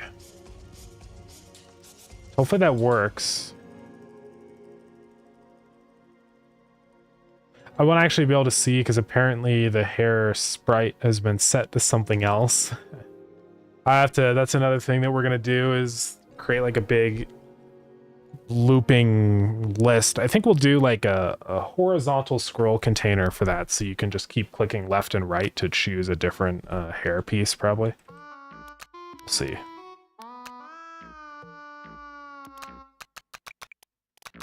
Now, I forgot to actually update that little thing with the color of the hair, so let's do that. So whenever we call update, I want to say texture rect. Let's say our hair color is equal to that. That dot modulate is equal to hair color. That is equal to hair color. There we go. Let's try it out.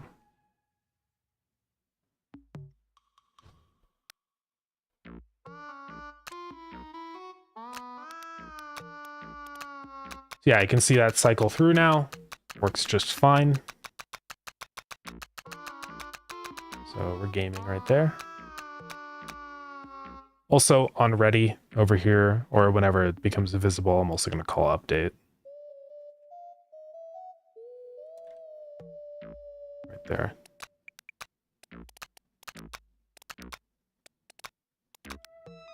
Yeah, it should work, I think.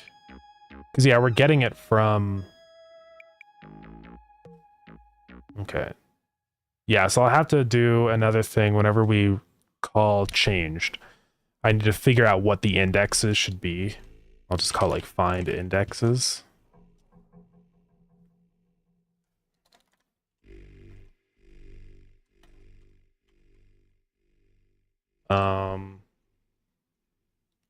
So like for example, for I in hair colors, if global dot player customization dot get hair color dot, well, it has a default. I don't think it'll ever be not default. So if that one is equal to the color in here, we say hair color index is equal to I. We have to say in range.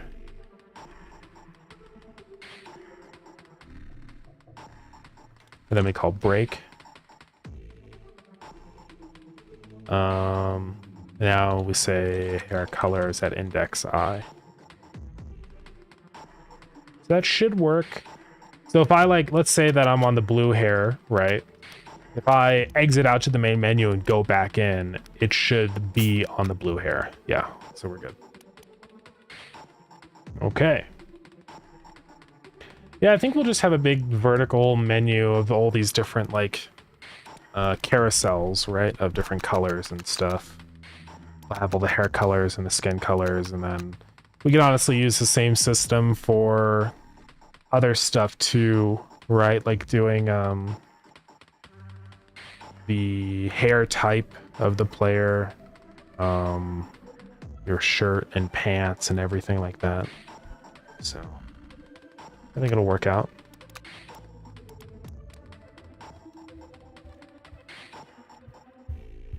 Okay, so we're just gonna copy this a bunch now.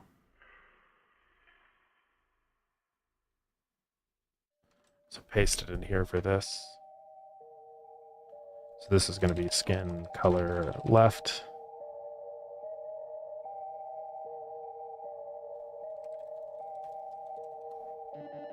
And honestly, a lot of the same code in here. On right, we add to it. On the left, we subtract from it. And we call update on both.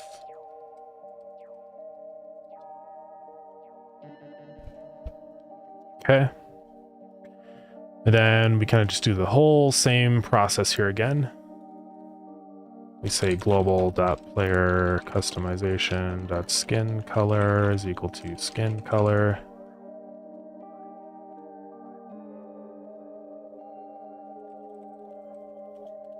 Oops.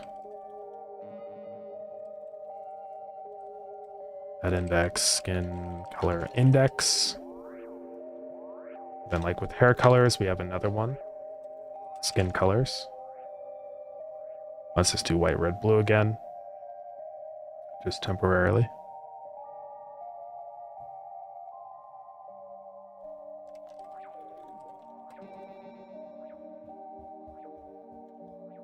And same thing right here also with skin color index.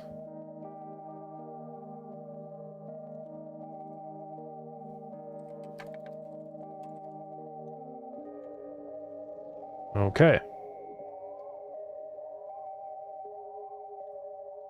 So we should be good to go there. Let's try it out. So this should actually update the player skin, hopefully. You should see it work.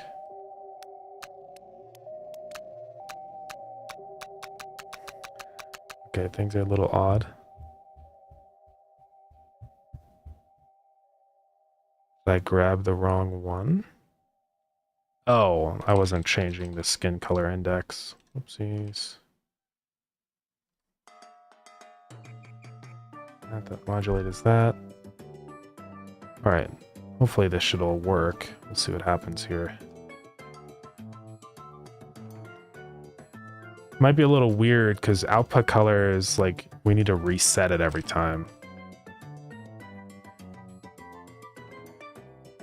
Yeah. Hair texture. That should all be okay. Let's try this again. Ooh.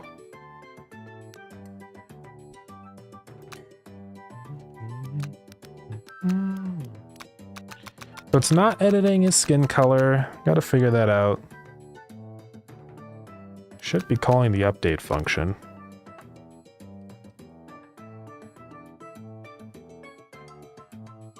It's equal to player customization. Oh, that's because like every time it doesn't get updated. No, because it just grabs whatever skin color is. But I'm not updating what skin color is inside of the player. That's the problem here. So what I'm going to do is modify this a little bit. Inherit from update style. Call super. But then in here, I want to say hair color, you know, equal to this. All these in here. I mean, really, I'll just copy all this over. Then I call super, which does all the stuff. And actually also call this.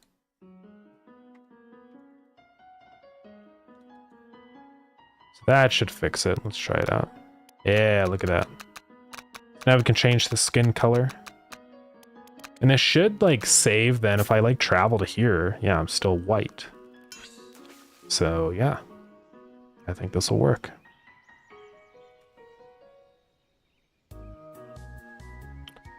Then we can do the same thing with the hair sprites, with like your hair color, your shirt color, all that kind of stuff. But yeah, it's coming along.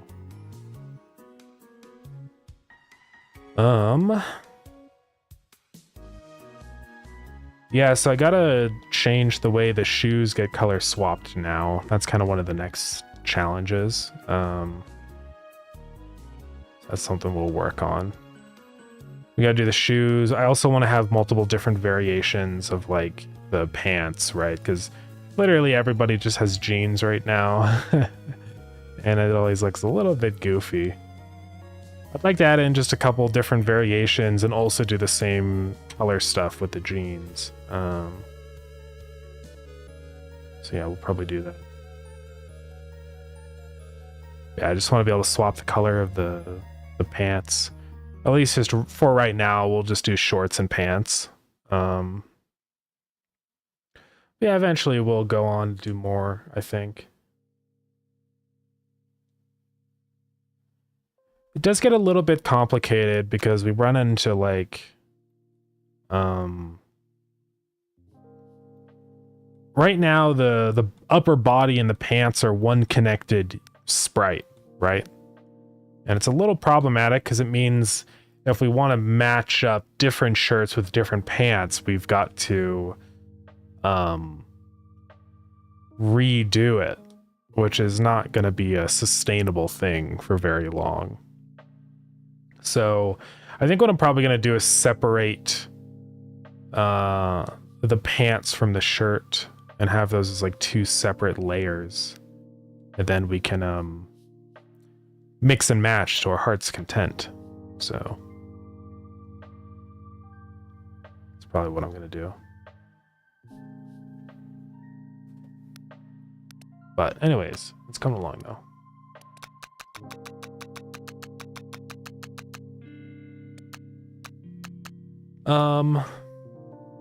So yeah, let's have another thing now for choosing your hair type. That would probably be a good idea. And we gotta think about how we're gonna do this one.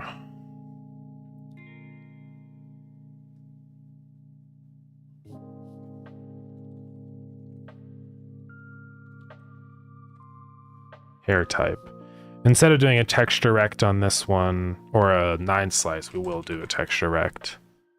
And then what we can do is like pop in the hair type that we pick, right? So we pick hair 8.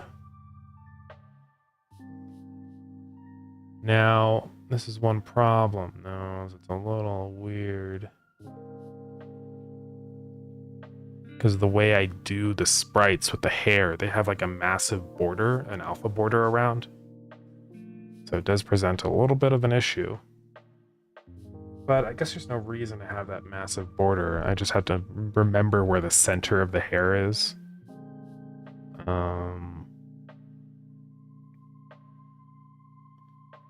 So I could probably just modify it, go open up all the hair types and recrop. It is quite annoying, but you gotta do what you gotta do.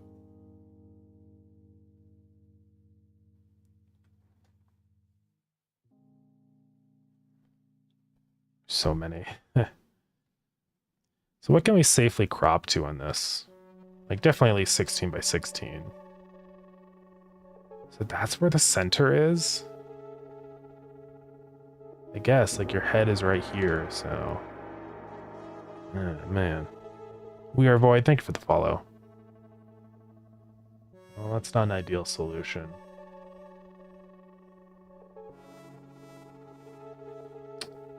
How else could we handle this? We could just have a name of the hair, right? Bald, stuff like that in here. And then you'll actually see the real visuals of the hair over on the left on your player. That's probably going to be the way to do it, I guess. Word smart. Expand. So we should be able to do like 2 lines here.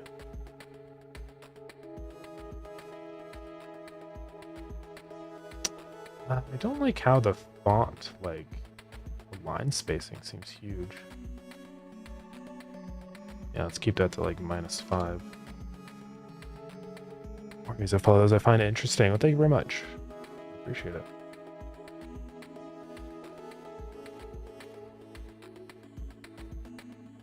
And just to be consistent here, I actually might make these expand like that. And then we can modify how thick the UI is, right? Go like that if we want. Probably makes more sense. Might as well use up all the space. All right. So then this will be a label.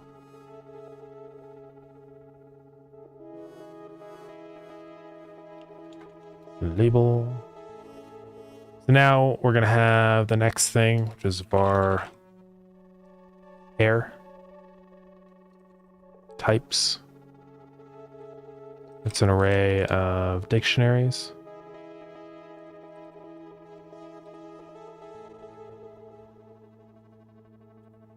Okay. So what we're gonna have for this is a name of the hair.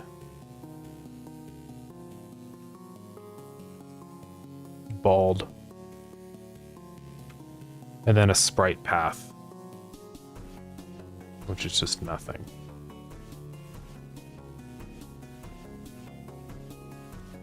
Kind of like that, I think. So let's just put a couple hairs in here. I know all these different haircuts like have names. I just don't know what they are. I mean, some of them are really obvious. Like this one's a buzz cut.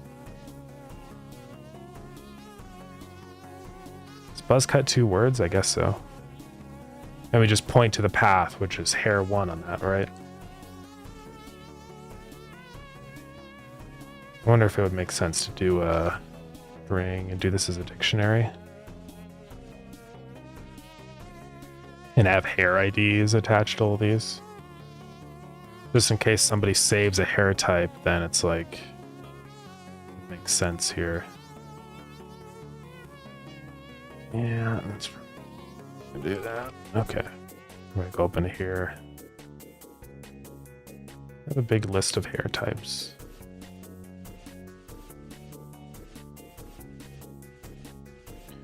So hair 9 is the default hair for the player. I don't know what you would call this hair. I don't know, we're gonna have to think of names on all these.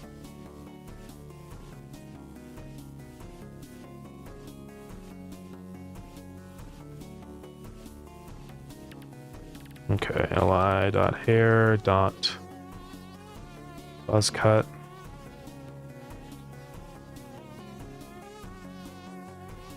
So what I'm gonna do now for when we save this hair, because we have like hair sprite path, I'm gonna rename this to hair ID, I believe. I guess this is the way I'm gonna do it. Always really difficult. There's so many ways to do things. It's like I don't want to accidentally do the wrong way and then regret it. But I think this will be fine.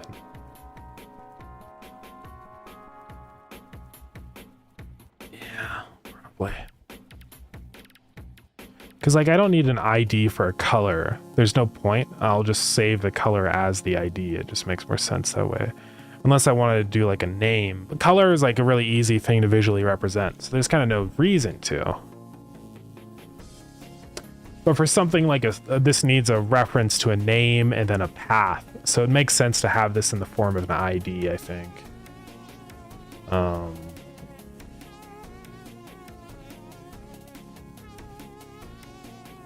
we'll do the default one, which I think is like hair 9 or something.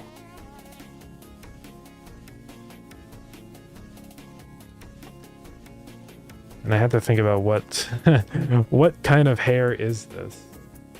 What kind of hair is this? This is swooped back hair.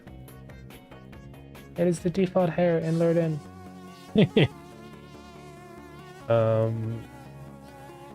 Let's see. Indeed, too many ways to solve a problem. Yeah. It's a lot. But I just gotta go with an option and, you know, there's always refactoring later if I have to. It's fine.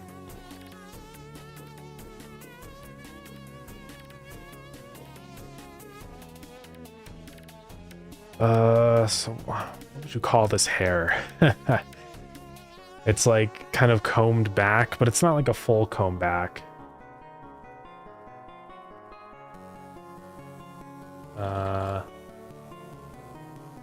Maybe I'll just call it something like, I don't know, like bedhead or something. It's kind of messy.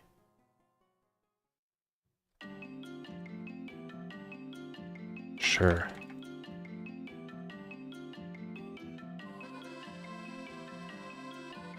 All right.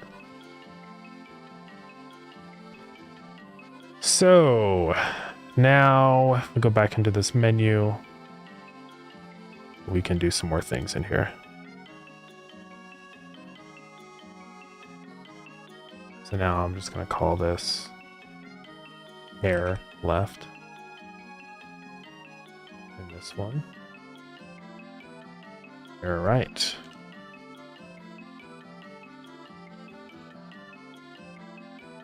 So we'll have another hair index again. Although we won't need to like find the index on this one, so it'll be easy. Well,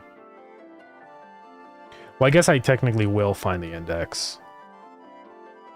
Let's do some things in here.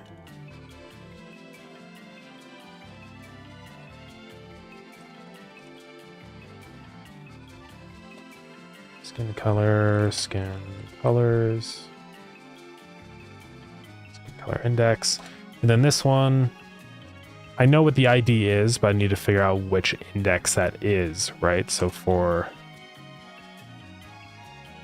global.hair types,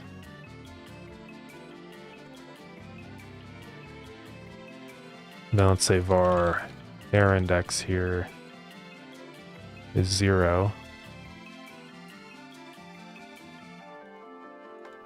Plus equals 0, not plus equals 0, plus equals 1. And then we can say if, right, or if global.player customization.get hair ID, right, is equal to I, then we know that it's valid, and then we just say break. So that should give us a valid hair index then.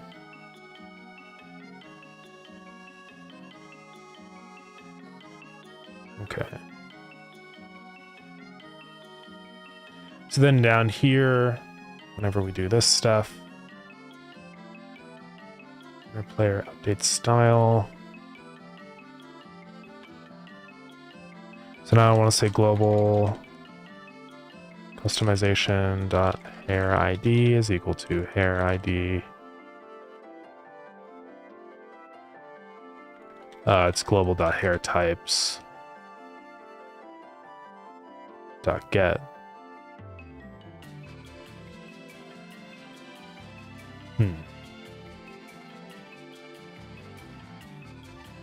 I think I do need to convert. I'm going to do this just to make this easier.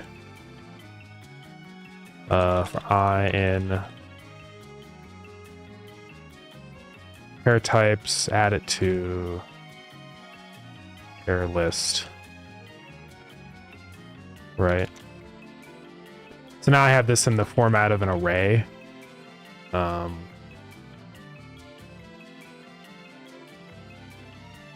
So here, when I set the player's hair ID, I can now grab my hair list and I can get it at a specific index, right? Hair index. And then here for finding it, I don't need to loop through hair types anymore.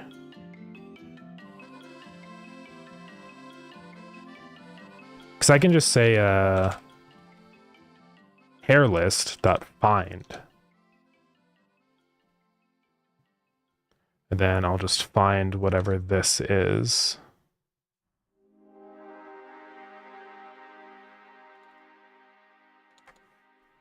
Then say hair index is equal to that. Now, what does find return if I can't find any? -1. So I'll say clamp F on that, just clamp it to 0, just in case. Or really clamp I mean, that's what it should be.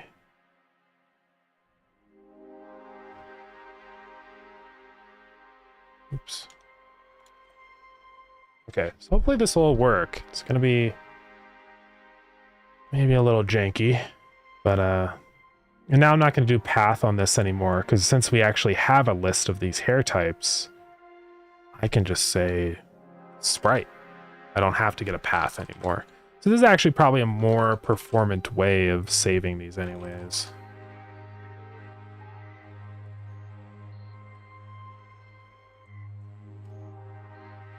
And I'll probably do this same thing maybe for other things as well. It's hard to say. Possibly. Any kind of sprite that gets put on top of the player or NPC would work for this. So back in a player, we literally just say now hair sprite is equal to global.hairtypes.get global.player customization.get hair ID. And that should be everything we need to know.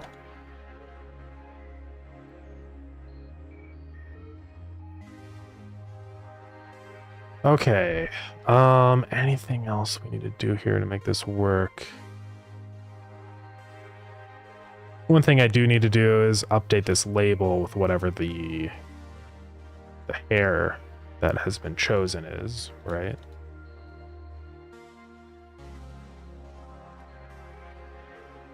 So I want to save our hair info. Get hair list at hair index. Hair doesn't seem like a real word now. Then hair info dot name. Let's just see what happens. We're gonna load it up and find out.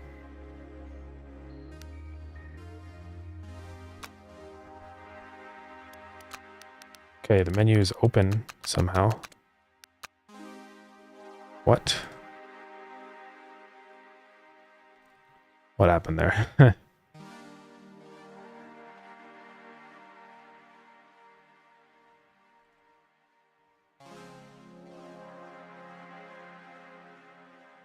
Did I mess something up or like uninherit it? No. Oh, I must have forgot to call super. That's what happened. Okay. Can't forget super. There was some errors that got thrown.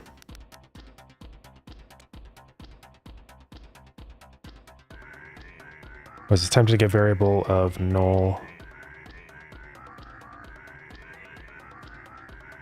Probably just because hair ID wasn't defined or something. Oh, probably because my default hair ID. Oh, should be okay. I don't know.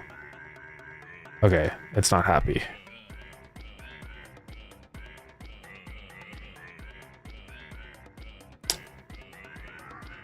Oh, I have to say dot sprite. Duh. And I can't seem to change it whatsoever. And now this is dying again. Oh, okay. Somehow hair index is 1 quadrillion. I don't know what happened. Oh, right. Hair index minus equals 1. Then call update. Should have done that.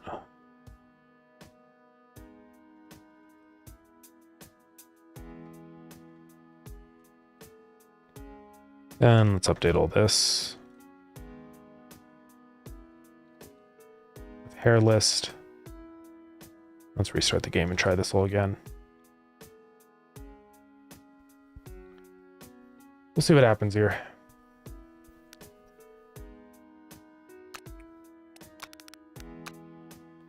Okay. So it does let me choose the hair. Interesting. Didn't throw an error this time, so that's good. And I can change my hair color, so that's all working. And then if I like go into a different region, it still keeps my hair. It just didn't have my hair initially at the beginning for some reason. Like, here, let's try it. If I get out of the game, is it gonna have it? I don't know.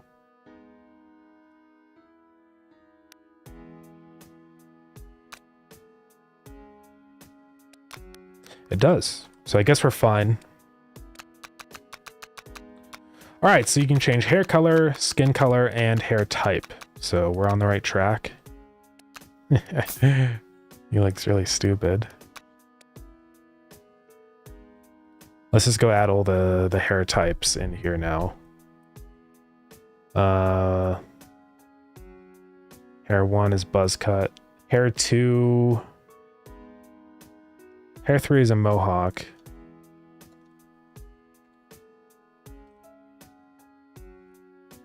Is that how you spell mohawk? Yeah, it's like M-O hawk.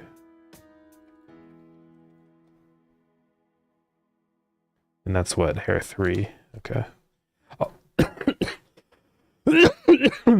I'll probably start naming these instead of hair 3 and hair 9 and stuff, like name them based off of their actual hair type now.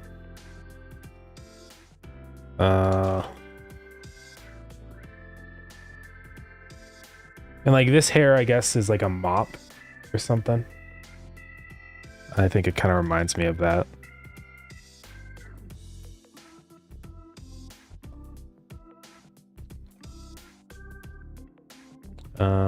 So let's do that. And what, that's hair 4. Yeah, see, like it's stupid calling it hair 4 and stuff. What's that? Like a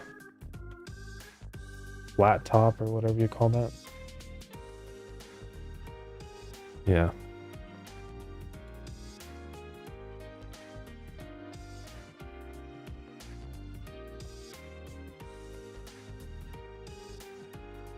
Let's do it as 2 words. They have it as 1 word on Wikipedia.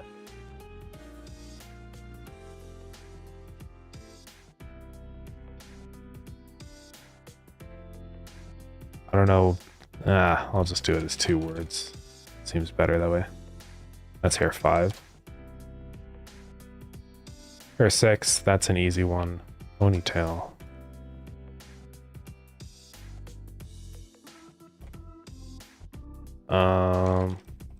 Is that 1 word? I never really think about these things. I think that one is. That's hair 6. Hair 7 is like balding. But it's not like full balding. Receding.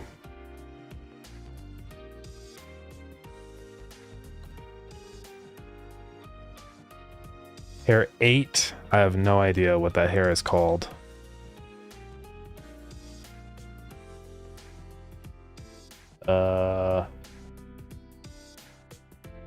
List of hairstyles. A bob cut is actually kind of helpful.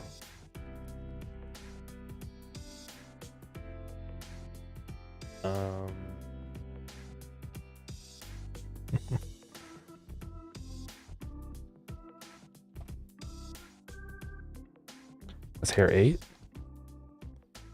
I just kind of added all these hairs in, not really like thinking about what they are. So now I kind of have to like go back and decipher them. Okay, I think I've got all of them except for hair 2. Which is just kind of long. It's not like anything crazy.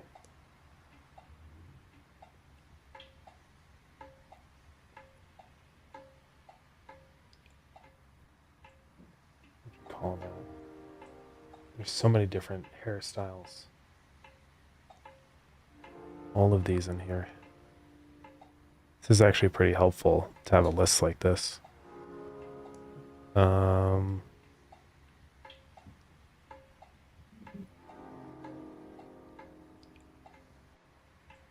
This is sort of long.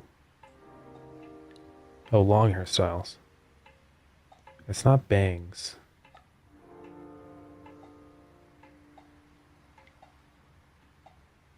It's not like dreads, but you're not a hairdresser, I know, real.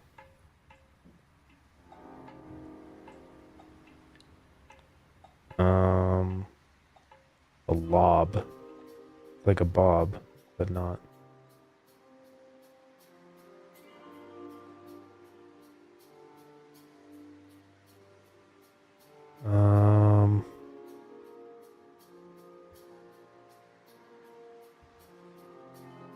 Surfer hair? I mean, that's kind of what it looks like.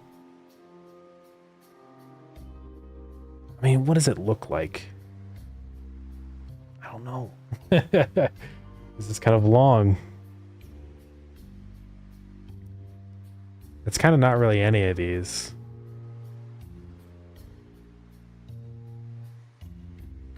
I mean, it's almost kind of like dreadlocks a little bit, but I think that's more specific.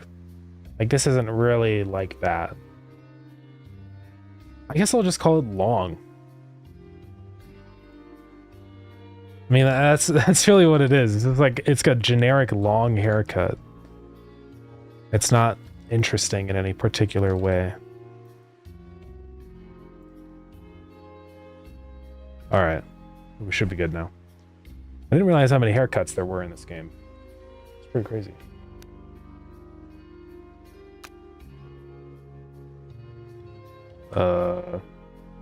Oh, okay, there we go. Oh, it just spontaneously changed to long. Is that because I added in new hair types? That's a little weird. I have to be careful about that.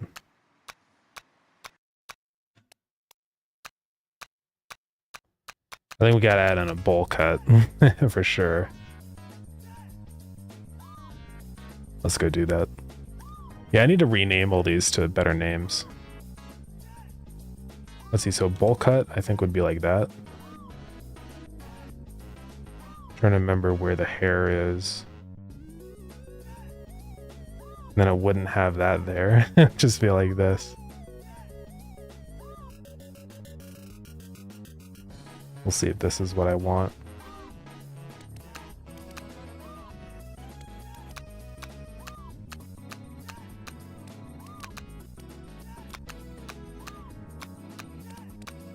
I gotta add in some real skin colors.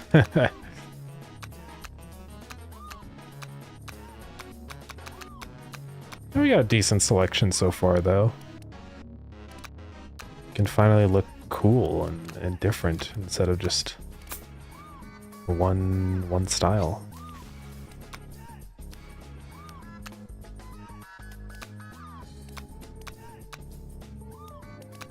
All right. I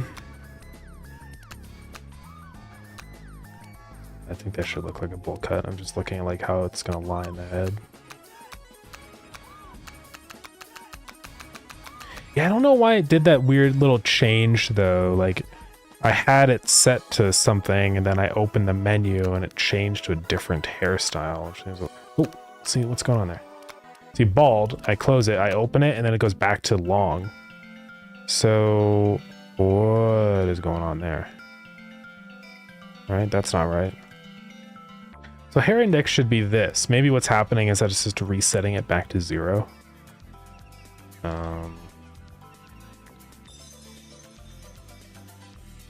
Conversion. Hair index is an int.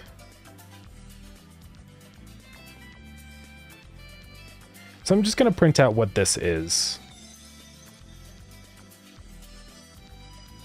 I just want to see like what value it's finding. Okay, so that's at index 9. Which, yeah, should be whatever I had here, like... Then that was at index 6, so it finds it properly. But then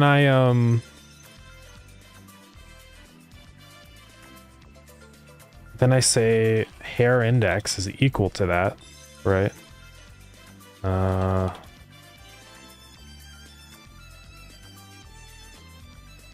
Let's just say found is that, and then we want to pick maximum between found and 0. It's like it should be finding it fine. Okay. Hair index is equal to that. Because whenever you open the menu, it calls find indexes and then update. So in update, it's going to go through here. If hair index, you know, checks the index and figures out the proper position, that should all be fine. And then hair info, it's going to be getting the hair at our index. It's going to set that ID to that at that index. Like it should be okay.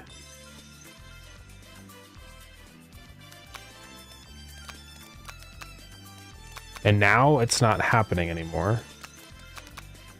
So maybe it's fine and I just like, I don't know, something was wrong. Also, I think this UI is being affected by lighting or something here. It seems really dark. Oh yeah, I have to select all these and say use parent material. There we go.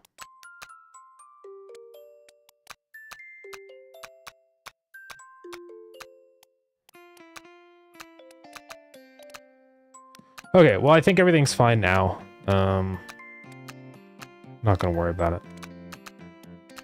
Yeah, we gotta add in more hair colors and stuff. We'll do that.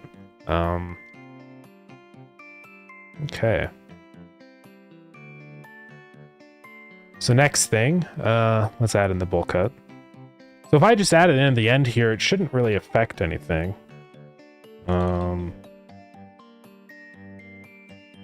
Is bowl cut spelled as like one thing? No, it's 2 words.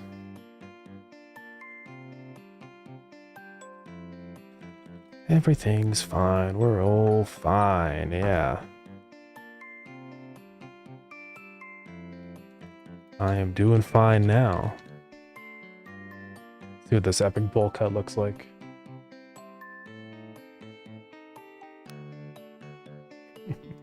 What is this image of this guy on bowl cut? Like, who is this? It's pretty fire. Own work by this person. What is it? Just an image of themselves? That's kind of epic. Yeah, so, I mean, the hair is fine here. I guess we're okay. Look at that epic bowl cut. That's sick. Nice.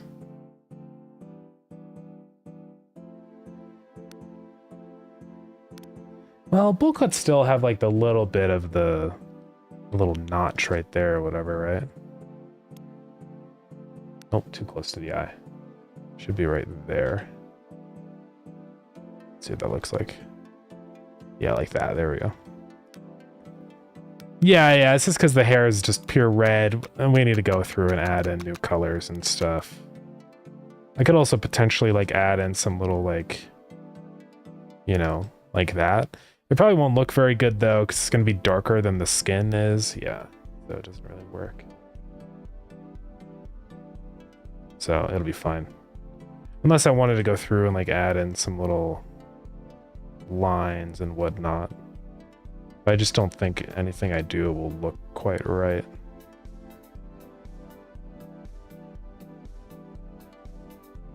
Right, then that'll be all from me. Have a good one, big boy. Good night.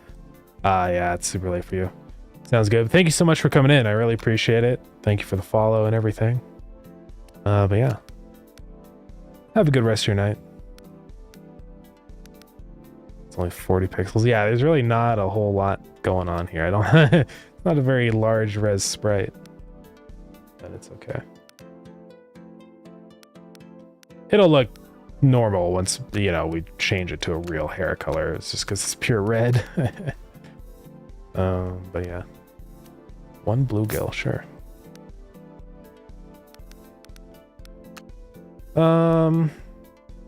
Let's just throw in a couple hair colors and then I need to call it there.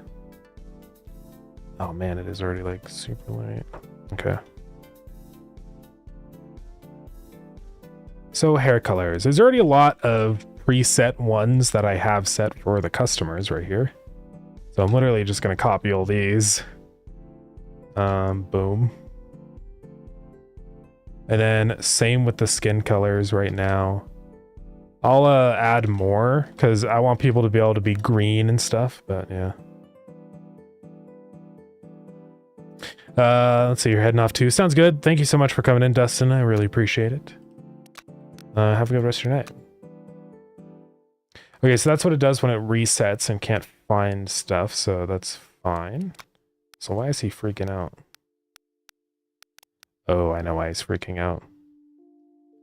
It's because his path check is too large.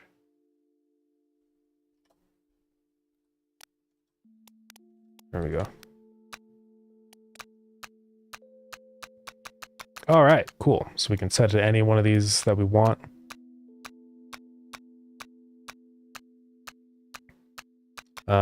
We can change our skin color.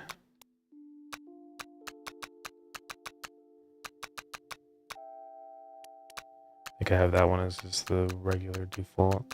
There's a couple different hair colors in here. I'll throw in more, like, because people can dye their hair literally any color they want, so hair colors can go kind of crazy. But it's good to have just some natural colors in here, I think, for sure. Yeah, now I can look epic. I can get my bowl cut going.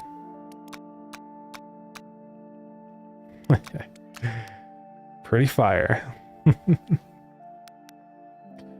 Yeah, now we got to be able to like wear jackets and stuff, like change our shirt. That would be pretty cool.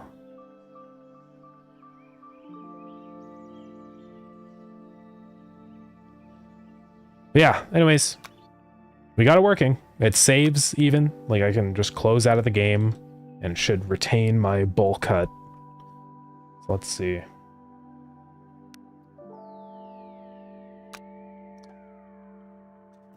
I'm gonna disconnect my controller because it keeps going into controller mode. There we go. Pretty cool. And yeah, now it's great because like any change that we make here with the player applies to all of our customers also, right? So yeah, I think it'll be really nice. It'll make it easy to do character customization stuff. Anyways, I think that's going to be it for today's stream. But thank you guys for coming in. Thank you to Settlix and Ezra for the raids. Thank you to Settlix and... I can hear myself. I always appreciate it. Let's snooze the ad. Let's go find somebody to raid. We will raid Dobbs. So let's go do that. All right. Yeah, thank you everybody for coming in. Feel free to wish list alert in on Steam. Grab Starground on Steam. It's on sale right now for the spring sale. Yeah, we'll be live again tomorrow at 3:30 MDT. I gotta remember the time zones. Yeah, we'll probably be doing a little bit more alert in stuff. I've been just blocking in alert in because it's fun and there's cool things to work on every day. Starground stuff is like not as fun. We'll work on Starground eventually on stream. I mean, I still work on Starground all the time off stream, you know. Anyways, let's start this raid. Thank you, gamers. I'll see all of you next time. Bye, everybody. Bye-bye.